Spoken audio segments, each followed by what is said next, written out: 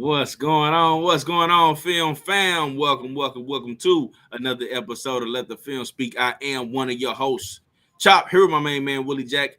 Willie Jack, how you feeling this evening, my man? Hey man, hey, feeling good, feeling great, man. It's Wednesday. I'm talking about, man. You already know I'm locked in, ready to go, my boy. Locked in and ready to go. That's why I like to hear Willie Jack. I'm glad you locked in and ready to go, man, because we got a great show coming for everybody today, man. We're going to talk about the top interior defensive linemen going into 2023, man. We talking about them big uglies, man. We like to give the big uglies love, whether it's on offense, whether it's on defense, it don't matter, man. Establishing the line of scrimmage is a very, very important aspect, to this game that we call football. You know what I'm saying? So, these guys that we're going to talk about today go a long way in establishing this. So we're going to jump into the top interior defensive lineman going into 2023. But before we do that, we got house rules, really, Jack. House rules, man. That's like, that's share, that's subscribe. That's all we ask, man. We ain't asking for too much. Tap in with your boys. Become one of the newest members of Film Fam. We appreciate all the support.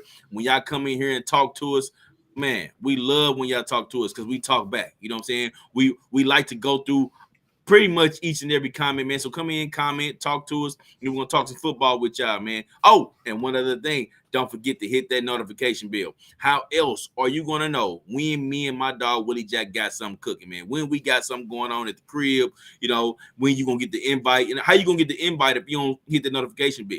You're just going to be sitting out there missing out because you ain't hit the notification bell, man. So make sure you do that. Like, share, subscribe, hit that notification bell, and I guarantee you we will not let you down. Willie Jack, we got some news today, man. Come on with it. We got some news. Let's go ahead and jump into it, man. A few different things to talk about. First and foremost, we're going to touch on some injuries, man. In the first order of business, we're going to talk about Joe Burrow, man. Cincinnati Bengals quarterback Joe Burrow. He suffered a calf strain in practice late last week. Doesn't seem like it's going to be anything too serious, but something just to make note of. The way it looked, I don't know if everybody saw the video of it. I did post it on our Facebook page, so definitely follow us on Facebook. But the way it looked like it could have been something a little bit more serious, in comparison to injuries, man. We've seen it time and time again. And I know the first thing that went across every player and every coach's mind who saw Joe Burrow kind of pull up was that he didn't put any pressure on that right leg. And they were hoping, please, God, man, do not let this be a torn Achilles because, of course, that would have took him out for the season. But he's only suffered a calf strain, man. He came away with that. Should be out for about several weeks. Willie Jack, what's your take on this one, man? No, same as you, man. It's not 9 pads. He's rolling out on like a bootleg, and it's 9 contract. He starts pulling up and hopping so instantly, like especially it's those 9 contact injuries, man, where it always is like, oh, okay, here we go. A cleat or something got snagged in turf or whatnot. It brings about those old conversations that these conversations or grumblings that more and more players around the league are really kind of starting to grumble and make more and more noise about mandated grass fields across the league because of the belief that playing on natural grass as opposed to artificial turf is so much, I guess the chance or risk of injury, these style of injuries is so much less on natural grass as opposed to astroturf. And then I guess by comparison, they use these style of injuries to like soccer players or, soccer, international football or soccer, in which these guys, all those fields are natural turf. All these guys do just as much or more. They're football is played in spurts. Football is played in 6-second spurts, 4 to 6 second spurts. There's 60. Each team gets 60 offensive 4 to 6 second spurt plays to try to score as many touchdowns as they can and win a game, and then vice versa on defense. And so soccer doesn't have that. Soccer is continuously played, running clock the whole way. It's very rare to even get a stoppage. So guys are constantly moving, and there's constantly moving. There's just as much cutting, just as much burst and explosion used in that game as well, but they don't have nearly the amount of soft tissue, ligament, non-contact ligament tears, etc., things of that nature that we see in the NFL. And so it still brings that about. Thankfully for Joe, it does appear to be relatively minor. And then here's the thing as well, especially for Cincinnati, Josh Taylor, coach or whatever the case, whoever that may be. If you thought Joe Burrow was maybe going to play 2 series this preseason, scrap it. Just scrap it. Stop playing. Don't even play around with it. Don't play around. We didn't see this 9. He ain't even got to get touched, and y'all season was almost over. the season could have been over right there, Chop. Like that's how serious the season could have been over. You're right, man. So hopeful on this, you know what I'm saying? So all those things are, and as we've known, man, there's no greater motivation for this league than damage to one of the primetime quarterbacks, than injury to one of the primetime quarterbacks. You know what I mean? Quarterbacks is getting teed off on for years until Tom Brady got rolled up on. You know what I'm saying? And now it's a whole different league right now. Right now, today, it's a different league. Absolutely. You know what I'm saying? And so if thankfully Joe didn't have to be that martyr to get maybe something done or maybe to get that argument back to the forefront. Now, here's another thing as well. If I'm Joe Burrow now, Jay Herbo, Jellyfish Justin Herbert just cashed 262. He just got that bag, man. He just got that bag. Almost lost 300. If I'm Joe Burrow, in my mind, I almost lost $300 million American. $300 American, almost like 300 American things. And so now also, if I'm Joe's agent, his wife, his gal, or you know what I'm saying, anybody, if I'm on talking terms with Joe Burrow, hey man, don't play with me like that, boy. 300? What we doing now? You know what I'm saying? Tell them, boy, hey, tell the front office, tighten up. You know what I'm saying? Tell the front office, we ain't playing that game, because then, you know what I'm saying? Like, there's too much on the line. And so that's another thing it made me think about as well. But all that, crisis averted. After saying all that, the crisis was averted. It is a light sprain. He's going to be, officially, I guess he's due, several weeks or a few weeks, 3-4 weeks maybe, before it fully recovers or heals. I imagine that, I don't know if he's going to do anything heavier than a mental rep until opening week 1's practice. You know what I'm saying? And so, but yeah, all told, man, glad it looks like it's going to appear to nothing. But man, just that close, boy, and the whole landscape of this upcoming season changed. You know what I'm saying? Because like that's probably the second highest rated AFC team in the league, and maybe now they're going to be a team that's going to threaten to pick top 5 just that soon. From Joe rolling out on air and almost tearing an Achilles is what most people thought it was. And here's the thing too, Willie Jack.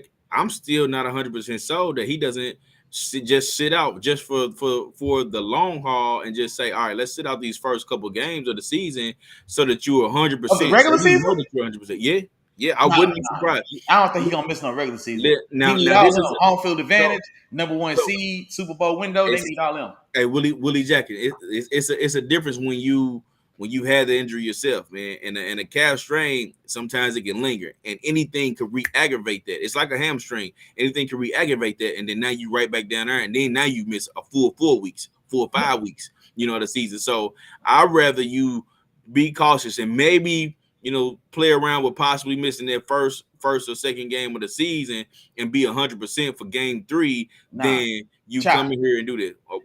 If this is 2-3 weeks from regular season, maybe that's a consideration, because then he's up against the 3 to 4 week timeline they've given him. He's got a 3 to 4 week timeline right now, but the regular season is still a good 6 weeks away. So he's got, even if the several weeks, which we're using as, let's say 3-4, he's got an extra 2 on top of that already. So carrying it out, an additional 2 on top of that, now regular season, like, nah, man, regular season games are way too valuable in the NFL, man. We only get 17. And I don't know if one of those at home, you only get 8 at home. It may be a divisional opponent as well those first 2 weeks. There's too much on the line. Not with this timeline that we've got, that quarterback in the window that they're in. It's 5. The season is 5 weeks away. 5 weeks away. All I'm saying is, remember, because the Chiefs are going to start Thursday, then everybody else starts, like, you know what I'm saying? So we're 5 weeks from the Chiefs game on Thursday. You know what I'm saying? So, like, yeah, and then it's like a couple more days. They play Sunday. Sunday. That's another half a week. It's 5.5 weeks. Hey, it's right around. That's only 3 more days. Well, all I'm saying is, it was 6 weeks from when it happened, roughly, because it happened the other day. So, I mean, that's 6 weeks. That should be ample time, especially if it's grade 1. Which it sounds like it's very superficial. Grade 1, yeah. Hey, he didn't put. All I'm saying is, I saw him. He didn't put damn pressure on the right leg once he felt it. So all I'm saying is, if it's close, I wouldn't be surprised. That's all I'm saying. I wouldn't be surprised. Hey, and like I said, anybody would be smart enough to know you're not pushing Joe Burrow out there week 1 with that type That's of not injury, man. no, If because not if I don't know he ready to go for sure. what not, but that's what I'm saying. I mean, well, it'd have been more deemed more serious from the get go if it was even close to threatening the regular season, then it would be addressed as a more severe injury. It's being addressed as very superficial, light strain. The several weeks is going to be enough time to give it everything as far as timing that it needs, man. So I don't know, man. I don't know Hey man, about that that one. wasn't no light Hell no. strain, bro. That Hell wasn't no yeah. light strain. Hey, I'm telling hey, you but I mean, that. I don't know what your medical eyes look like, man, from ESPN 6 Oh, and I 2. know. I know what it feel like. Forget the And, medical. Forget the and doctors. I know what it feel I'm like. telling you. Also, keep in mind as well, he is a quarterback as well. Now he's more athletic than we probably give him credit for. We just don't think of it in the forefront. But also, it's one thing when you are in a bent over, kind of hemmed over, almost squat position. You're pedaling. You're exploding off of those kids. So like that injury is also different for you, or like a DB or a corner as well. So that injury is also a lot different for a position that doesn't necessarily have to thrive on explosive start stop bursting off of it as well. So it's also a little bit of a different injury there. I just watched Joe Burrow do a regular bootleg with nobody around him. Hey, I hey, don't I'm care what telling you, position bro. he playing. That's all I'm saying. Hey, I'm telling you, bro. I'm telling you. Okay, Yeah, we're gonna right, come see. on with it. Well, on to more injury news, man. We're gonna move over to Miami and Jalen Ramsey, man, the newly acquired Jalen Ramsey of the Miami Dolphins. He suffered a meniscus injury that requires surgery. Looks like he's going to be out anywhere from 6 to 8 weeks. So this one is a little bit more serious than the Joe Burrow injury, but one that would for sure affect the Miami Dolphins defense, especially with the just the raw impact that Jalen Ramsey makes. You know, the impact of him, stepping over and bringing all the things to the table that he brings in terms of his versatility, his coverage ability, just everything he brings to that defense, was going to take that defense up a notch, up a level.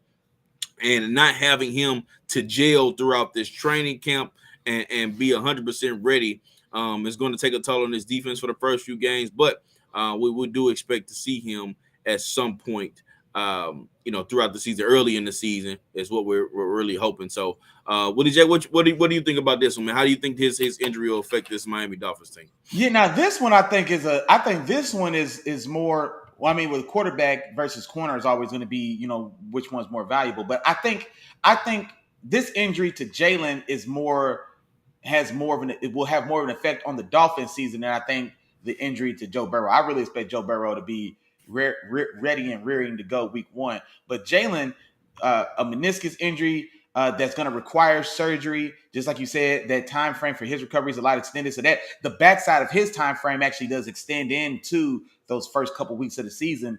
Unless, like I said, man, maybe he's got some of that secret potion from the fountain of Adrian Peterson, and maybe he comes back a couple weeks early and he's back like he never left, or back and better than before. So barring something like that, let's say if it plays out into that 6 to 8 week time frame, he could push it and be on the front side of that 6 weeks, and maybe he's available week one, but at what level? Like, so what version of Jalen Ramsey are we getting there? And so I think that one's a lot more detrimental to their season as far as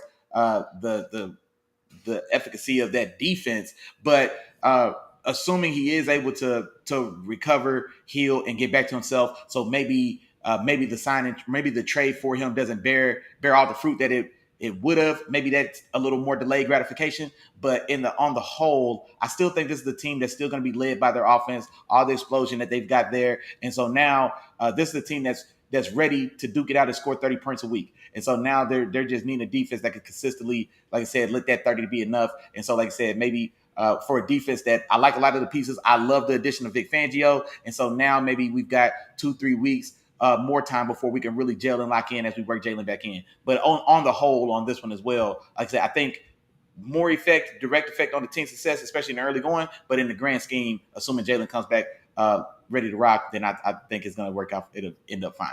Absolutely. And I'm there with you 100%, Willie Jack, 100%. On to other news. Running back for the Indianapolis Colts, man, former league leading rusher Jonathan Taylor has requested a trade. All right. Now, let me run down a few different things in regards to this one because there's a lot to unpack here. Okay. So reportedly, the trade request came after owner Jim Irsay invited him to a private meeting on Saturday night. Irsay also came back and stated that not only will they not trade Jonathan Taylor now, but they won't trade him in October either, which is around the Trade NFL trade deadline. deadline. Okay. Another side to this is that the Colts were going to place Jonathan Taylor on the non-football injury list for a back injury, quote unquote. Taylor allegedly complained about during his pre-training camp physical. All right. Then Taylor came back and said that he never reported a back issue. All right. Now, this is why that portion is significant. And the reason why is because while on this list, a player is not entitled to their salary. Okay, they're not entitled to their salary. Their salary can be negotiated, but they are not entitled to that. All right. And And then then real, there's real quick, I was gonna say go real ahead. quick. I was gonna say real quick. Let's get some context on that. What he's saying. So if you're on the non-football injury list, essentially it's saying like you hurt yourself doing something that you should have been doing outside, like that threatened the impact your season. So when we see like and when like a basketball player, if a basketball player, there was a player, and I can't think who it was, they did something like slipped getting out their tub and like tore something in the knee or got a high ankle sprain, like these sort of things, or like if you injure yourself playing pickup basketball at the YMCA.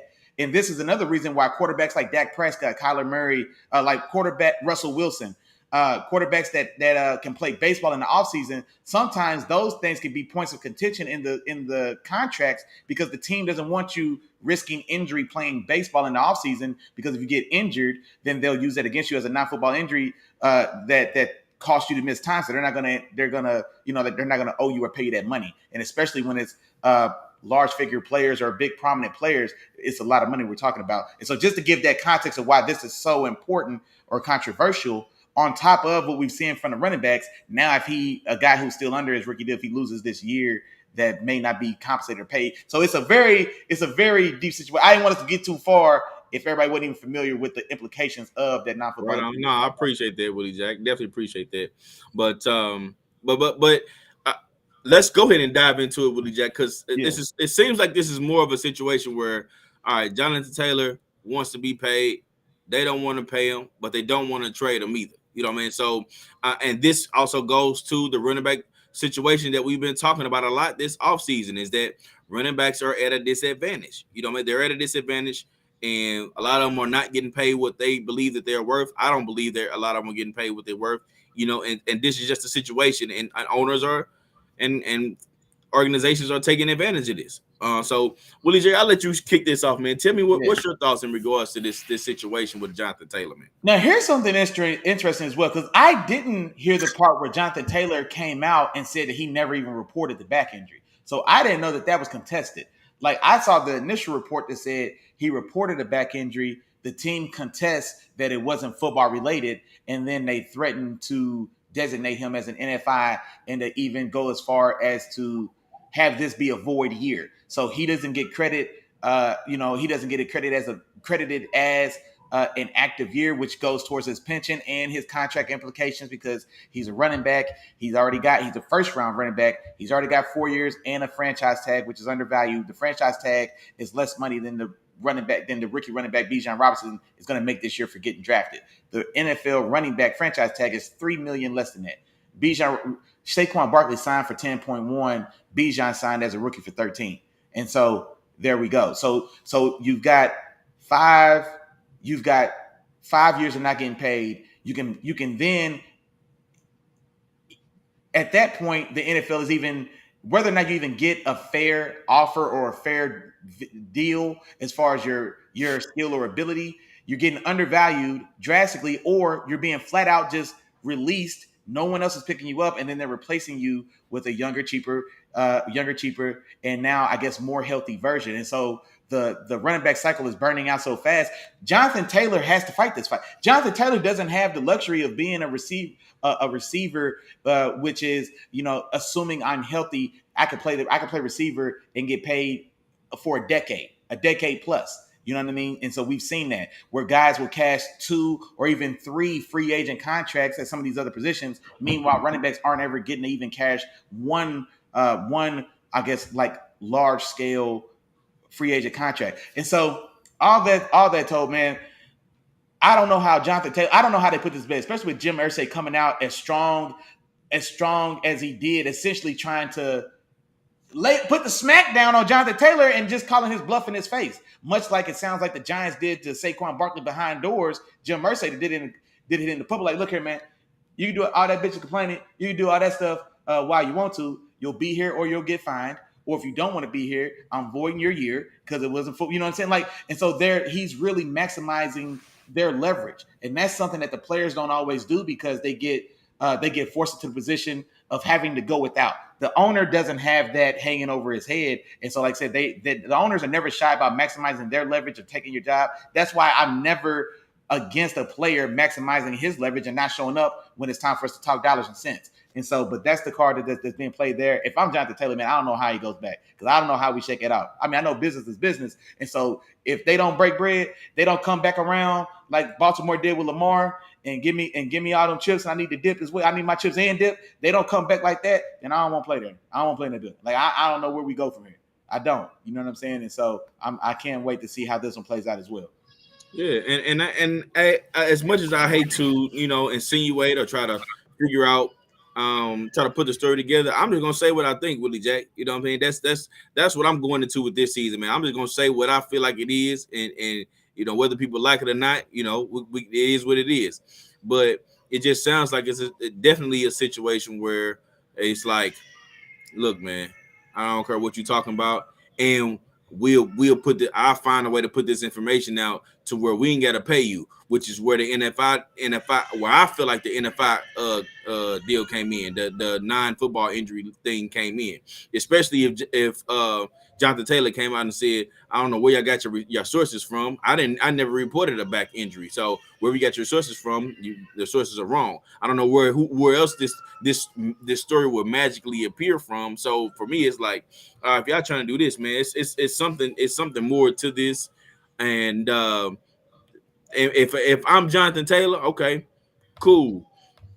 That Jalen Ramsey card, whether people want to believe it or not, that's the card y'all gonna get. It's gonna get pulled this year. Oh man, my back a little bit sore. I can't go. Sorry, man. Y'all gotta run with whoever the running back is. Run with him. You know what I'm saying? But check this out though, Chop. This is what's so crazy about that is that running back talent is the most saturated of any position across the league. So we've seen players. This is another thing that the running back community, or like the running back dilemma, works against itself, is because that next guy up as a running back, he may be legit because it's so much more. And I hate using the word easier, but I'm saying just as far as the numbers go, from what we've seen with the talent being so saturated, like I said, at the running back position, that next guy, you know what? One of the most recent ones we've seen an example of this, and he was actually in the news at the beginning of this free agency cycle as well, in the news, Austin Eckler. We didn't hear about Austin Eckler until Melvin Gordon held out from the Chargers. He wanted to get paid right around the same time that either Ty Gurley or Le'Veon Bell was getting paid. Like, those guys were all coming up at the same time. No, him and Zeke came in at the same year, I think. I think it was him and Zeke. It was either him and Zeke or him and Gurley. Anyway, long story short, Melvin Gordon tries to hold out from the Chargers. The Chargers don't fold. They let him hold out. Austin Eckler gets to start. Austin Eckler, he gets released. He either gets traded that season, or he finishes that season and then they release him, and then he goes and signs with Denver, and that was the start of Austin Eckler's career. You know what I'm saying? And now Austin Eckler, who was a guy, nobody knew his name, nobody knew where he came from. He was, he's 5'8", he's built like a little baby muscle hamster or whatever the case we want to say. But he was a guy that came from nowhere. He was Isaiah Pacheco replacing and taking the job of first-round draft pick Clyde Edwards-Helaire. You know what I'm saying? So, like, we've seen that the running back position, it's just deep enough that him standing up for money that he probably has earned per his skill, talent, and ability could still get him replaced, because there is a chance that they either A, get somebody just as good, B, just get somebody good enough, because even that's plausible. You know what I mean? Even it's plausible for the team to still be success with somebody who can do enough, or maybe we find two guys behind you that combined can do what we need you to do, and we go that way, running back by committee. You know what I mean? So we've seen the league. The league has already worked out workarounds to get around the leverage of the running back. And so that's what I said, man. That's even, and especially for, I think his situation was a little different than Saquon's, but all told, man, it's just a rough landscape for those running backs, Well, man. yeah, it's a rough landscape for the running back, but I disagree with you, Willie Jack. And the reason why I disagree with you is because Jonathan Taylor is not you're not finding another Jonathan Taylor just that easy. Jonathan He's Taylor, a runner. He's a that's runner. That's a different. It's a different. He's Yeah, a runner. yeah. Jonathan Taylor's a runner. Austin Eckler's. Yeah, I get he did come in and do his thing, but Austin Eckler ain't never ran for 1,500 yards like Melvin Gordon did. You know what I'm saying? But no, like, but the offense. I don't have those numbers, but I could tell you if we looked at the points scored per game with Austin Eckler as your starting running back versus Melvin Gordon as your starting running back, I would think as much as Austin, because Melvin Gordon has never led the league in touchdowns either.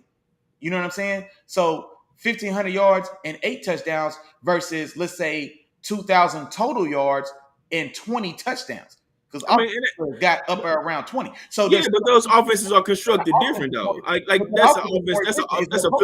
That's a Phillip Rivers led offense with different coaches versus Justin Herbert led offense. No, and that's a good point. But also, let's not forget that the philosophy of the offense has still been pass first. It was a pass first when they let LT leave to make that a pass first offense and let Phillip Rivers really to run that offense through Phillip Rivers and pass the torch for running that offense through LaDainian Tomlinson. So for the last 6 and they ain't won 14 games since. That was the last time they won 14 games. No, but it didn't matter when they won 14 games because then they got spanked at the crib by the Patriots in the opening in their first division round. But what I'm saying is, but the point of what I'm saying is that it's that much the threat. It's way less risky of a proposition to replace your starting running back rather than pay him, because the bang for your buck, paying a running back and risking him being Ty Gurley, paying a running back and risking him being Zeke Elliott, paying a running back and risking him being Le'Veon Bell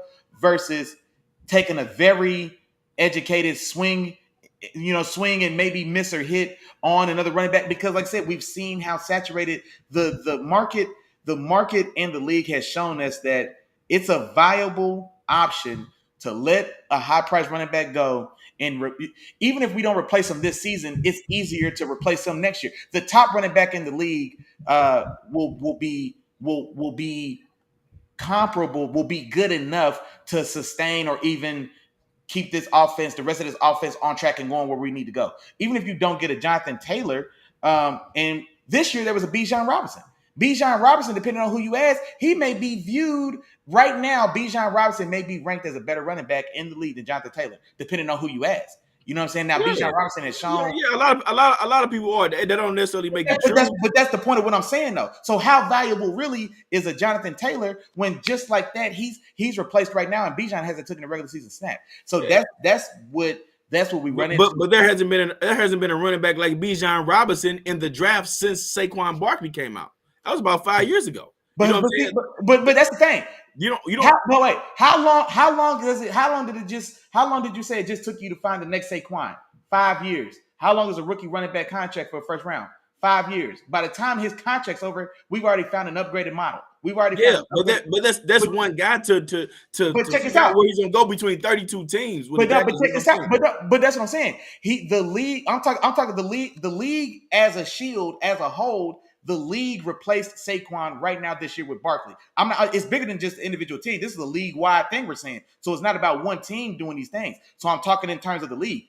The league replaced Saquon with a newer, younger, cheaper, updated, and healthier version right now. Today, his name is Bijan Robinson. Now, check this out. But hold on. Let me finish the example. What I'm saying is there's already another Saquon, bro. There's still only one Saquon in the league right now. So we don't need 3 of them to prove that point. There's only one Saquon right now, and now there's 2.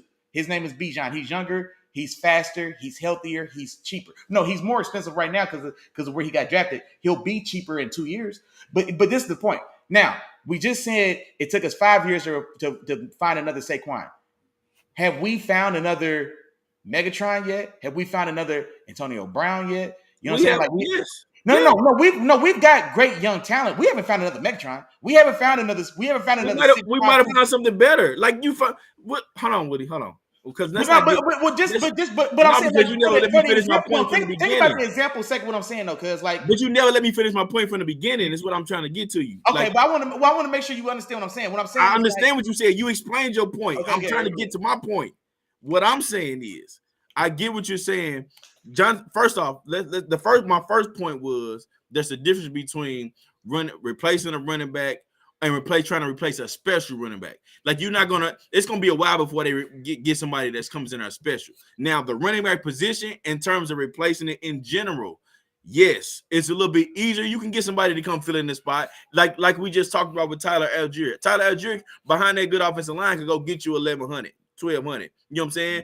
But you put a Bijan Robinson back there, who knows what it's gonna look like. Now, this is our projection too because he never played a snap. But I'm okay. but that works into what I'm saying though. Exactly like you said, he hadn't even played a snap. He's already deemed more valuable right now. He's more valuable to any team right now than Saquon. He's the most valuable running back in the league because he's cheap. He's on a rookie deal. He's young and he's healthy. He's more valuable as a starting block to your running back room right now than Saquon, Jonathan Taylor, just about anybody you want to name. Like right, and before he played a snap, yeah, before. That's what I'm saying. So that exactly. But still, my point is like it's easier to replace their position or to implement the running back into your scheme than it is other positions. Like you can't just bring any type of quarterback and just implement them in your scheme and it just work like that. You can't bring any type of exactly. We saying the same thing. No, that's exactly what I'm saying. That's why. No, but I don't want people to get confused and think that no, you can just go find another running back like this at any time. No, you can't do that. Like these guys have their own room and to say like, nah, I'm a different type of back. I'm special. Like we can't just. I don't want us to dismiss it and just say this is all. My whole point. I don't want us to just dismiss it and say we can just find another guy like this just that easy. Nah, it ain't that easy. Let me tell you. What I'm telling you is. I'm not saying Saquon's not special. I'm not saying Jonathan Taylor's not special. Right. But running back special, qualifying as special in a running back does not get you any farther than the guys who are under you who aren't special. It doesn't get you any more leeway. It doesn't get you any more good grace. It doesn't get you any more leverage when it's time to get paid. You are just as expendable as the fourth round guy who's been backing you up for 3 years. And that's cool. That's what I'm saying. That's why I said, as Jonathan Taylor, cool. My back hurt today. So if you ain't gonna pay me, cool. I'm gonna sit on the bench and still make the money that's on my contract. I'm gonna go sit right here. No, but that's what I'm saying. Like it doesn't. That the reason that play doesn't work for running backs is because sitting on he doesn't save his body. He does like sitting for a running back doesn't save a year. That year still counts against you as a running back regardless. You're still a year older, period. Because the number age matters just as much or almost as much as the actual accumulation of carries. You know what I'm saying? Saquon he's just now been in the league 5 years. He's only played 3 of the 5 years, but it doesn't matter. Nobody's looking at him as a third-year running back. No, man, you still an old ass going into your fifth or sixth season, wherever it's going to be, running back. But it doesn't matter. Jonathan Taylor's young enough. Jonathan Taylor's only 23. He got some time.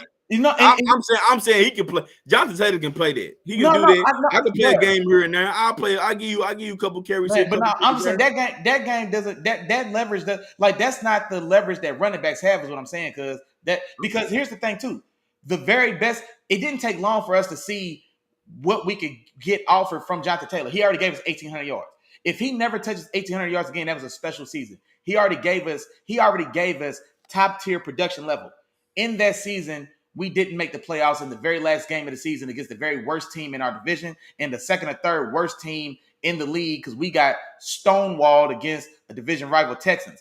Because it didn't matter because the guy behind the trigger who actually controls the fate of the win and loss, he had an off day. So it didn't even matter that an 1,800-yard season got us just to the point of maybe stepping our toe into the playoff water. So we've already seen what optimal production for Jonathan Taylor gets us, bro. That's what I'm saying. Like, that's why the running backs don't have that same style leverage. A guy like Jalen Ramsey, he was able to apply that leverage because lockdown corners aren't just being born in the league every year.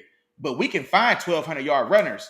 We find 2,000-yard runners a year, easy, new ones. And that's probably a light number. You know what I'm saying? Like it's just as much about the opportunity as it is the athleticism and the skill set. Because if everything else around him is good enough, we saw Alfred Morris lead the league in rushing 2 years. And this is in a league that had Adrian Peterson, that had Marshawn Lynch, that had LaShawn McCoy, that, you know what I'm saying? In a league that had those guys, we saw as average, everyday workman as it gets, Alfred Morris lead the league in rushing twice.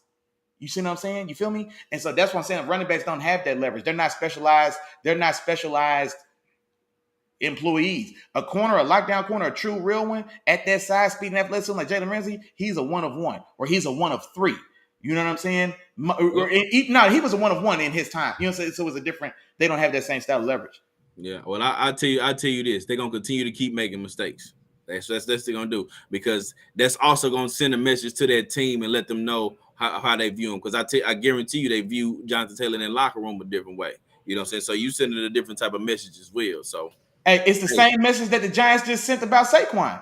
Saquon gonna get in line, or he gonna quiet home. He gonna cry at home, quiet in the car, or he gonna take my money and get in line.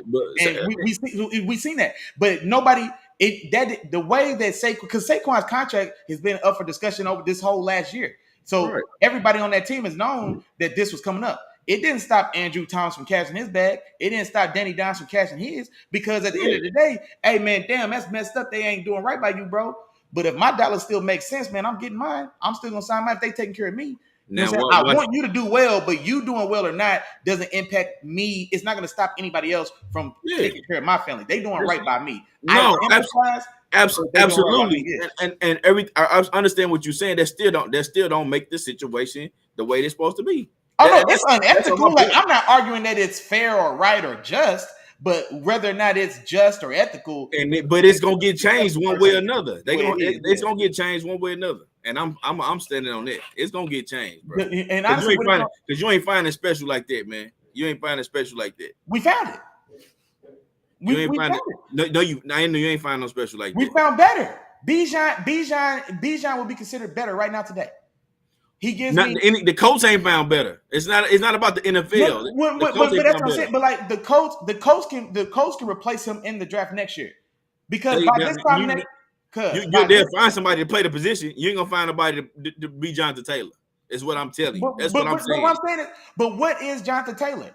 1,800 yards in a year that we didn't make the playoffs, and then a year that he missed with injury, and then another year that he was healthy, but the offensive line sucked. So he was average anyway because the offensive line was so bad. He's only played 3 years. It was his rookie year.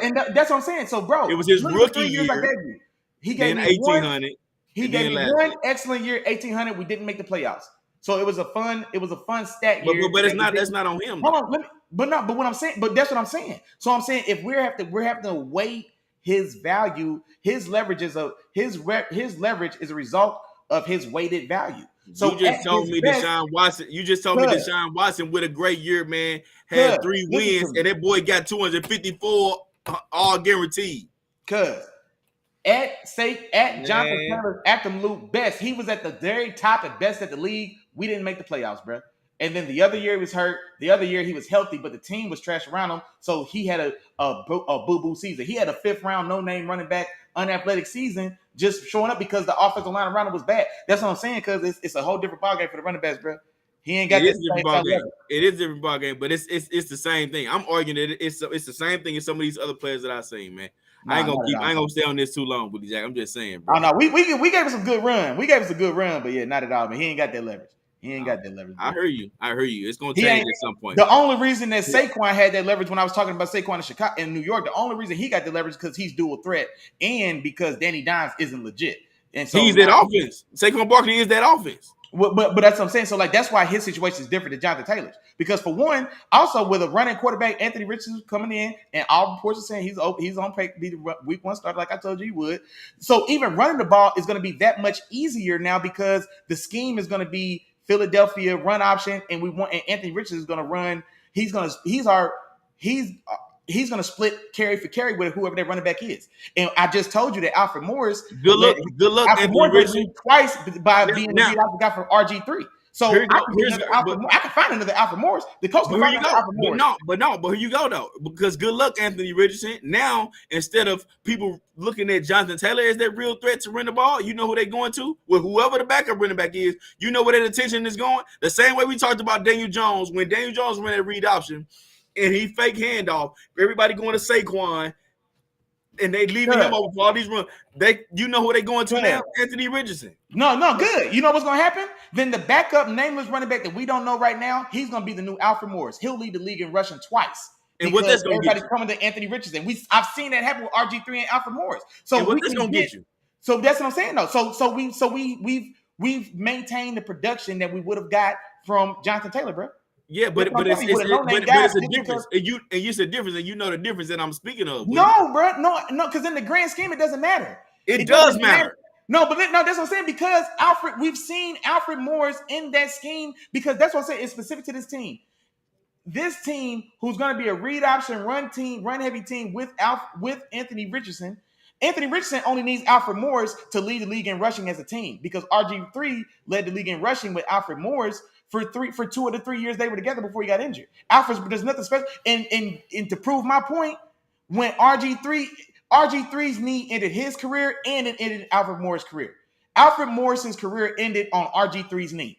You see what I'm saying? He was made and broke by RG3's knee. So the guy who's going to replace Jonathan Taylor, it doesn't matter that he's not Jonathan Taylor. He could be Alfred Morris, and he'll be a league-leading rusher for 3 years because he's in that backfield. That's the power of that offensive scheme and a guy that can run the ball, bro.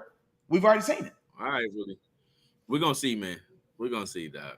Come on to other news, man. We got head coach Sean Payton, man. Head coach Sean Payton of the Denver Broncos. He rips Nathaniel Hackett, man. He comes in, and after he pretty much says that this was one of the worst coaching jobs in NFL history. Talking about the last year's coaching job of the Denver Broncos, what he walked himself into. Also says that there were 20 dirty hands around QB Russell Wilson. Jack, what's your take on this one, man? This one was kind of spicy here, man. I want to hear what your thoughts is on this. Look, and I'm not gonna lie, the stuff that you said might have been some of the nicest stuff he said. He really went in, man, on Hackett and just the job and just the whole environment around Russell Westbrook, man, this last year. Everything from and he had some good points there. That was a terrible marketing plan built around Russell Wilson. That let's ride, Broncos Nation. Let's ride. Hey, it did numbers though. It did numbers. Man. But it was one of those things where there's a difference between everybody laughing with you and everybody laughing at you.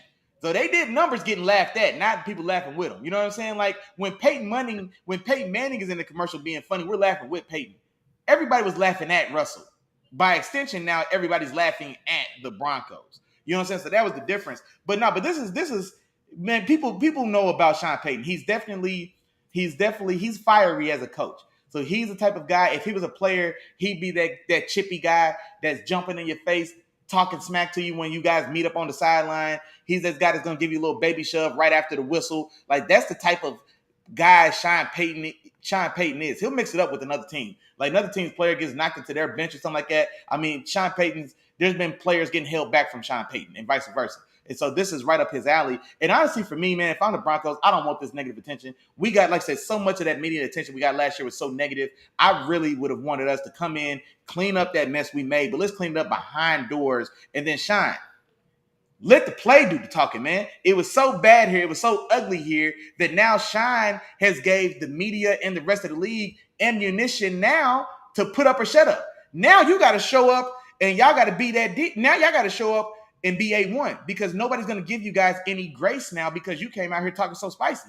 You know what I'm saying? Like, Shine, you've made yourselves a secondary target because people weren't targeting you because you're the Chiefs or you're the Bengals or the Eagles or the Niners. You're not getting targeted because of that, which is a target for respect. Now you're getting targeted because now people want to capitalize on the chance to get off on y'all. You know what I'm saying? To shut y'all up. You know what I mean? To anybody who's got any style of connection to that team who's moved around, to that coaching staff. Now you got A. Ryan on his revenge tour against the Packers. Well, now it's a revenge tour against the Packers and the Broncos. And now and y'all play.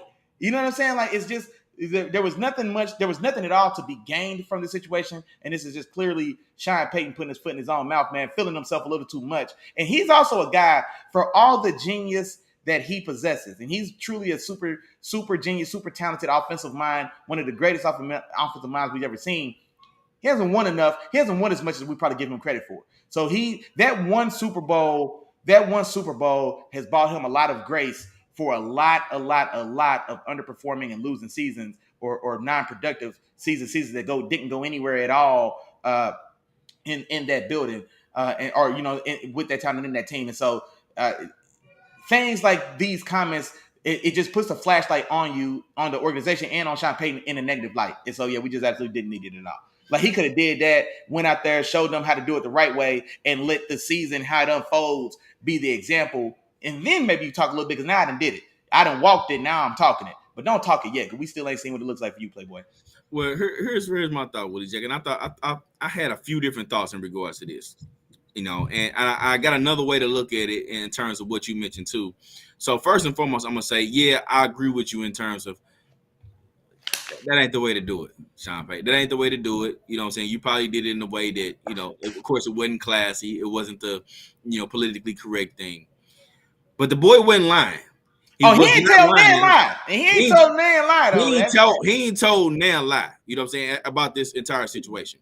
Another thing I think it did was it took a little bit of heat off of Russell Wilson. I think that's what he was trying to do.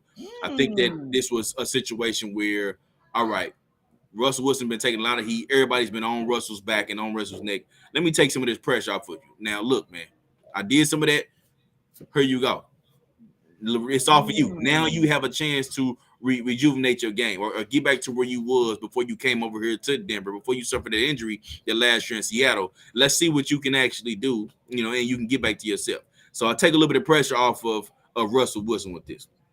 Also, go ahead. The other part of what you were saying too, Willie Jack, I know you said that you felt like this was something where it would put a flashlight on them, and now he got to put up a shut up. I think what he did here kind of tried to give himself a little bit of grace. I think he came in and said, look, man, I'm going to let everybody know this was a terrible job, and this is what I'm working with here. You know what I'm saying? I don't know if y'all remember. And the first thing I thought about, I don't know if a lot of people thought about this, but the first thing I thought about was Deion Sanders going over to Colorado. And the first meeting he went to, a guy was playing the radio in the meeting or something like that. I remember that hearing that. Yeah. And he immediately was saying, like, what's going on here? Like, what y'all doing here? And he said, oh, coach, they let us play the radio here. And Deion Sanders said, hey, man, you ever turn that radio in here again, man, you will never see my face again. You will never be in one of my meetings again because you're going to be off this damn team. You know what I'm saying? So it's like, I feel like Sean Payton came in and took over this Broncos team and started to work with this offense and was like, this the culture y'all built here? This is what's been going on here? And got pissed off. Like you ever had to go in the kitchen and your mama tell you to clean up the whole kitchen, but your little brother or your sister messed up the whole kitchen? You got to come clean somebody else mess up? Yeah, you're pissed off. No, but hold on. No. Let me tell you why I didn't think of it that way, but let me tell you why. Now that I think about it, I don't think it was necessarily that. There's two parts. I don't think it could be taking pressure off Russell Wilson because we can't forget he also called out Russell Wilson in that tirade because he was talking about the quarterback having his own private workout staff here in the building, having his own, his own personal team here in the building. He was like, that S is dead now. Like, no, there's no way that should be allowed. There's not gonna be any staff in our building that's not. So he was running down Russell Wilson as well. So I don't think he was trying to spare Russell Wilson at all. But then the other thing that I would say as well, which is a little different, like it's one thing to use that internally to motivate and get things in order. Because even that story with Deion, like the story that story didn't just come out from Deion. Players came out talking about exposing the things that Deion was saying as far as like, man, I'm getting a lot of y'all up out of here. Like, and then, that the players in that room, like one of the players, I don't know if it's the one with the radio, but one of those players came out and spoke about it. And then so Deion addressed it and he didn't pull no punch. He was like, man, no, that was an Owen. Like y'all could play music in the meeting room last year. You know what else y'all was last year? Y'all was 0-12. You know what I'm saying? This ain't that. So I do agree with you saying there that it can be used as a way to rally and shake the team and let them know, like, man, we are dead in everything that was going on before, and now we're starting fresh. We're going to build a win question right now. It can be that if he'd have did it in a way that was internal. Like if these were internal comments or internal team meeting and he's going crazy because he's being free in front of the team, and if somebody exposes the footage or it gets leaked or it comes out or a reporter did some shady and recorded and let it out, and that's how we get this out, well, then I agree with everything you're saying because he's addressing and airing it out with the team in the proper way and using it as an example of what we're not going to do. But he did it like in a way that was like throwing shade to everybody else and make sure everybody know, like, man, I came in clean. Man, y'all know, like he came in a way that was almost like he was superior to the situation. And just like, you know what I'm saying, like talking down on the organization, on your own quarterback, and then also on the guy that you got replaced. Like, man, this is why they brought me in here, because I don't know what homeboy was doing, but he was trash. You know what I'm saying? Like, that's just not the way a coach talks. You know what I'm saying? That's the way I would have expected. And I'm just going to use this player, you know what I'm saying, just for reference, but that's what Jalen Ramsey says, you know what I'm saying, when he goes to LA to replace whoever was the starting outside corner at that time. He's like, man, nah, dude over here was trash. Boy, they needed me. Or that's something. And Deion has attested that he wasn't a talker, but imagine if Deion's leaving Atlanta, he goes to San Francisco and just gets there. Man, I don't know who that bum ass dude was at left corner here last year that cost y'all the Super Bowl, but Deion here now, I got this. You know what I'm saying? Like it was done in a way that wasn't, I don't see how it could have been beneficial. I think it was done in a way that just he feeling himself and he just got too carried away, man, talking spicy and talking reckless. And I'll tell you one other take I had for a quick second, Willie Jack, is with Sean Payton being the person that he is, maybe this also opens the door for more opportunities for some of these other coaches who haven't had chances yet. You know what I'm saying? It's instead of playing the political game and bringing Nathaniel Hackett in because you brought him in originally because you thought you was going to be able to bring Aaron Rodgers over there. Instead of playing that type of game, go get some of these other coaches an opportunity. You know what I'm saying? Because you see what these coaches doing or what type of product they putting together. You know, that was another short take that I had in terms of this situation. Man, I thought about this situation a lot, man.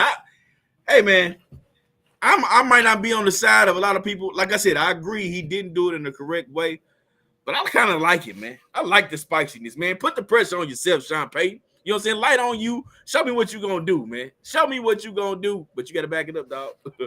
You got to back it up. That's what I'm saying, man. That's the thing, man. Like he's put an unnecessary, like I said, I ain't mad at it, man. Spotlight on him, man. I ain't mad at you, man. Call it out. Everybody saying, call it out, man. The boy was out here tripping. Man.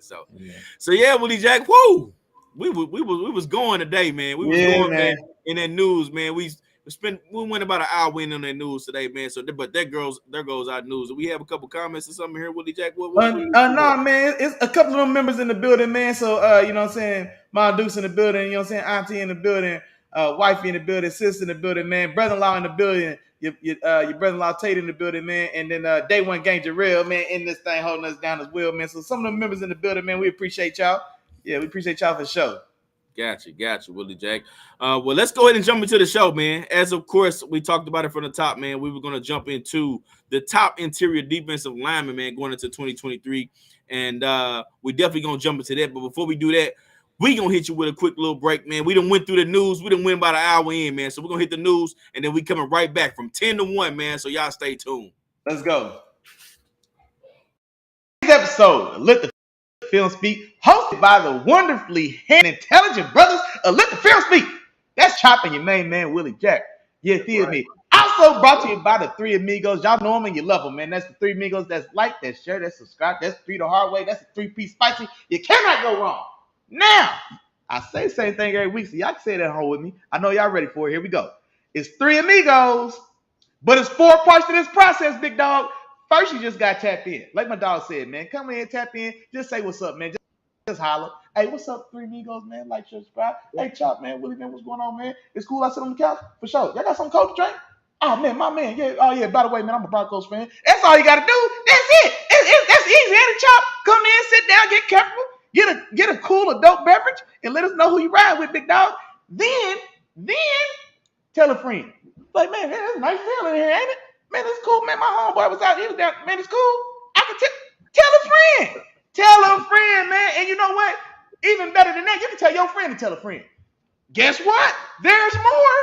You can tell your friend to bring his partner to. Bring one more because we need four, man. Bring them up into the penthouse. Tap in with your dogs, man. Wednesdays at 7 o'clock. You know we don't wear no watches. We ain't got nowhere else to be but in here kicking football flavor with the fam. And now back to the regularly scheduled program. All right, man. Back to the regular scheduled Yeah. programming. You know what I'm saying? So we about to jump into this, Willie Jack. We ain't gonna waste too much time. The top interior defensive lineman going into 2023, man. We're gonna do it from 10 to 1. Willie Jack, I'm gonna go ahead and start it off on this one. Let's go. I'm gonna go ahead and start off on this one. And I was going back and forth a little bit with this one, but I'm gonna go ahead and do it, man. And my number 10 defensive lineman going into the 2023 season, man, is going to be Tampa Bay Bucks, Vita Vea, man. Vita Vea is my number 10 guy going into the 2023 season. Okay. Now, first and foremost, last year the Bucks defense, they didn't have one of the best defenses going into as far as the way that they finished last year. Okay, they didn't have one of the best defenses, and they had a lot of the pieces, but everybody didn't play up to par or what we saw them playing, the level we saw them playing at their full strength. Okay, and I think that this year we're going to see a better version of that. And I think a part of the reason too was that offense and Tom Brady. It's crazy to say Tom Brady was playing some awful ball last year, man. They couldn't stay on the field, 3 and out after 3 and out after 3 and out. That defense was on the field a lot last year. But this year, I think it's going to be a little bit different, man. I think they're going to be able to change some things up. And Vita Vea is going to be back to that monster that we used to see. Okay? He is a line of scrimmage mover. When you talk about like his brute power, his strength, it allows him to routinely put centers in the laps of QBs, centers and guards. You know what I'm saying? It doesn't matter. You pick it. He'll put you right in the lap of that quarterback, which consistently makes quarterbacks uncomfortable. Now, he won't stuff the stat sheet, on a week by week basis, but he routinely makes quarterbacks uncomfortable. And it's crazy because you see how big he is. See, I think he's about 6'4", 350 pounds. You would automatically assume, all right, man, he's gonna be a guy that's gonna take up about 2-3 blockers, in which he does, but he's gonna stuff the run. He's gonna be one of those guys that's constantly in on their run, but he makes more of an impact on the pass than he does the run, man. So Vita Vea being one of those guys that, like I said, consistently moves the line of scrimmage up front, I think he's going to return back to what we saw from him, that's during that Super Bowl run year, and he's going to be back up there in the mix with some of the best interior defensive linemen in this league, man. So Vita Vea, I'm starting my list off like that, Willie Jack. He is my number 10 interior defensive lineman going into 2023, man. All right. Well, I'll go ahead and let the cat out of the bag. So Vita Vea, he didn't make my list. I think when I wrote out a list like I do, man, I just wrote until I stopped coming up with names that made sense. I mean, realistically, since he came in, he finished in my top 15. But I think honestly, he's right there at 14, 15 for me. And I think it's because he's regressed, or his production, his on-field production has regressed. And I'm not talking the stat sheet, so to say, because just like Chop said, just like you said, he's not necessarily a guy that's going to stuff the stat sheet, but the stat sheet. Excuse me. That's a tongue twister. It was. But his effectiveness, just like Chop said, he's not been an animal in the run game. And when my nose tackle, or when my guy one tech nose tackle 3, they actually move him up and down pretty good, trying to maximize him. But my interior defensive lineman, who's 6'4", 360, is just like, I don't want to do the first thing first. Yeah, I say this all the time, especially like with my running backs as well. Like, like Nick Chubb, do the first thing first. You know what I'm saying? If Nick Chubb can't run 100 yards, his pass catch is not as valuable to me if he can't run the ball as a running back.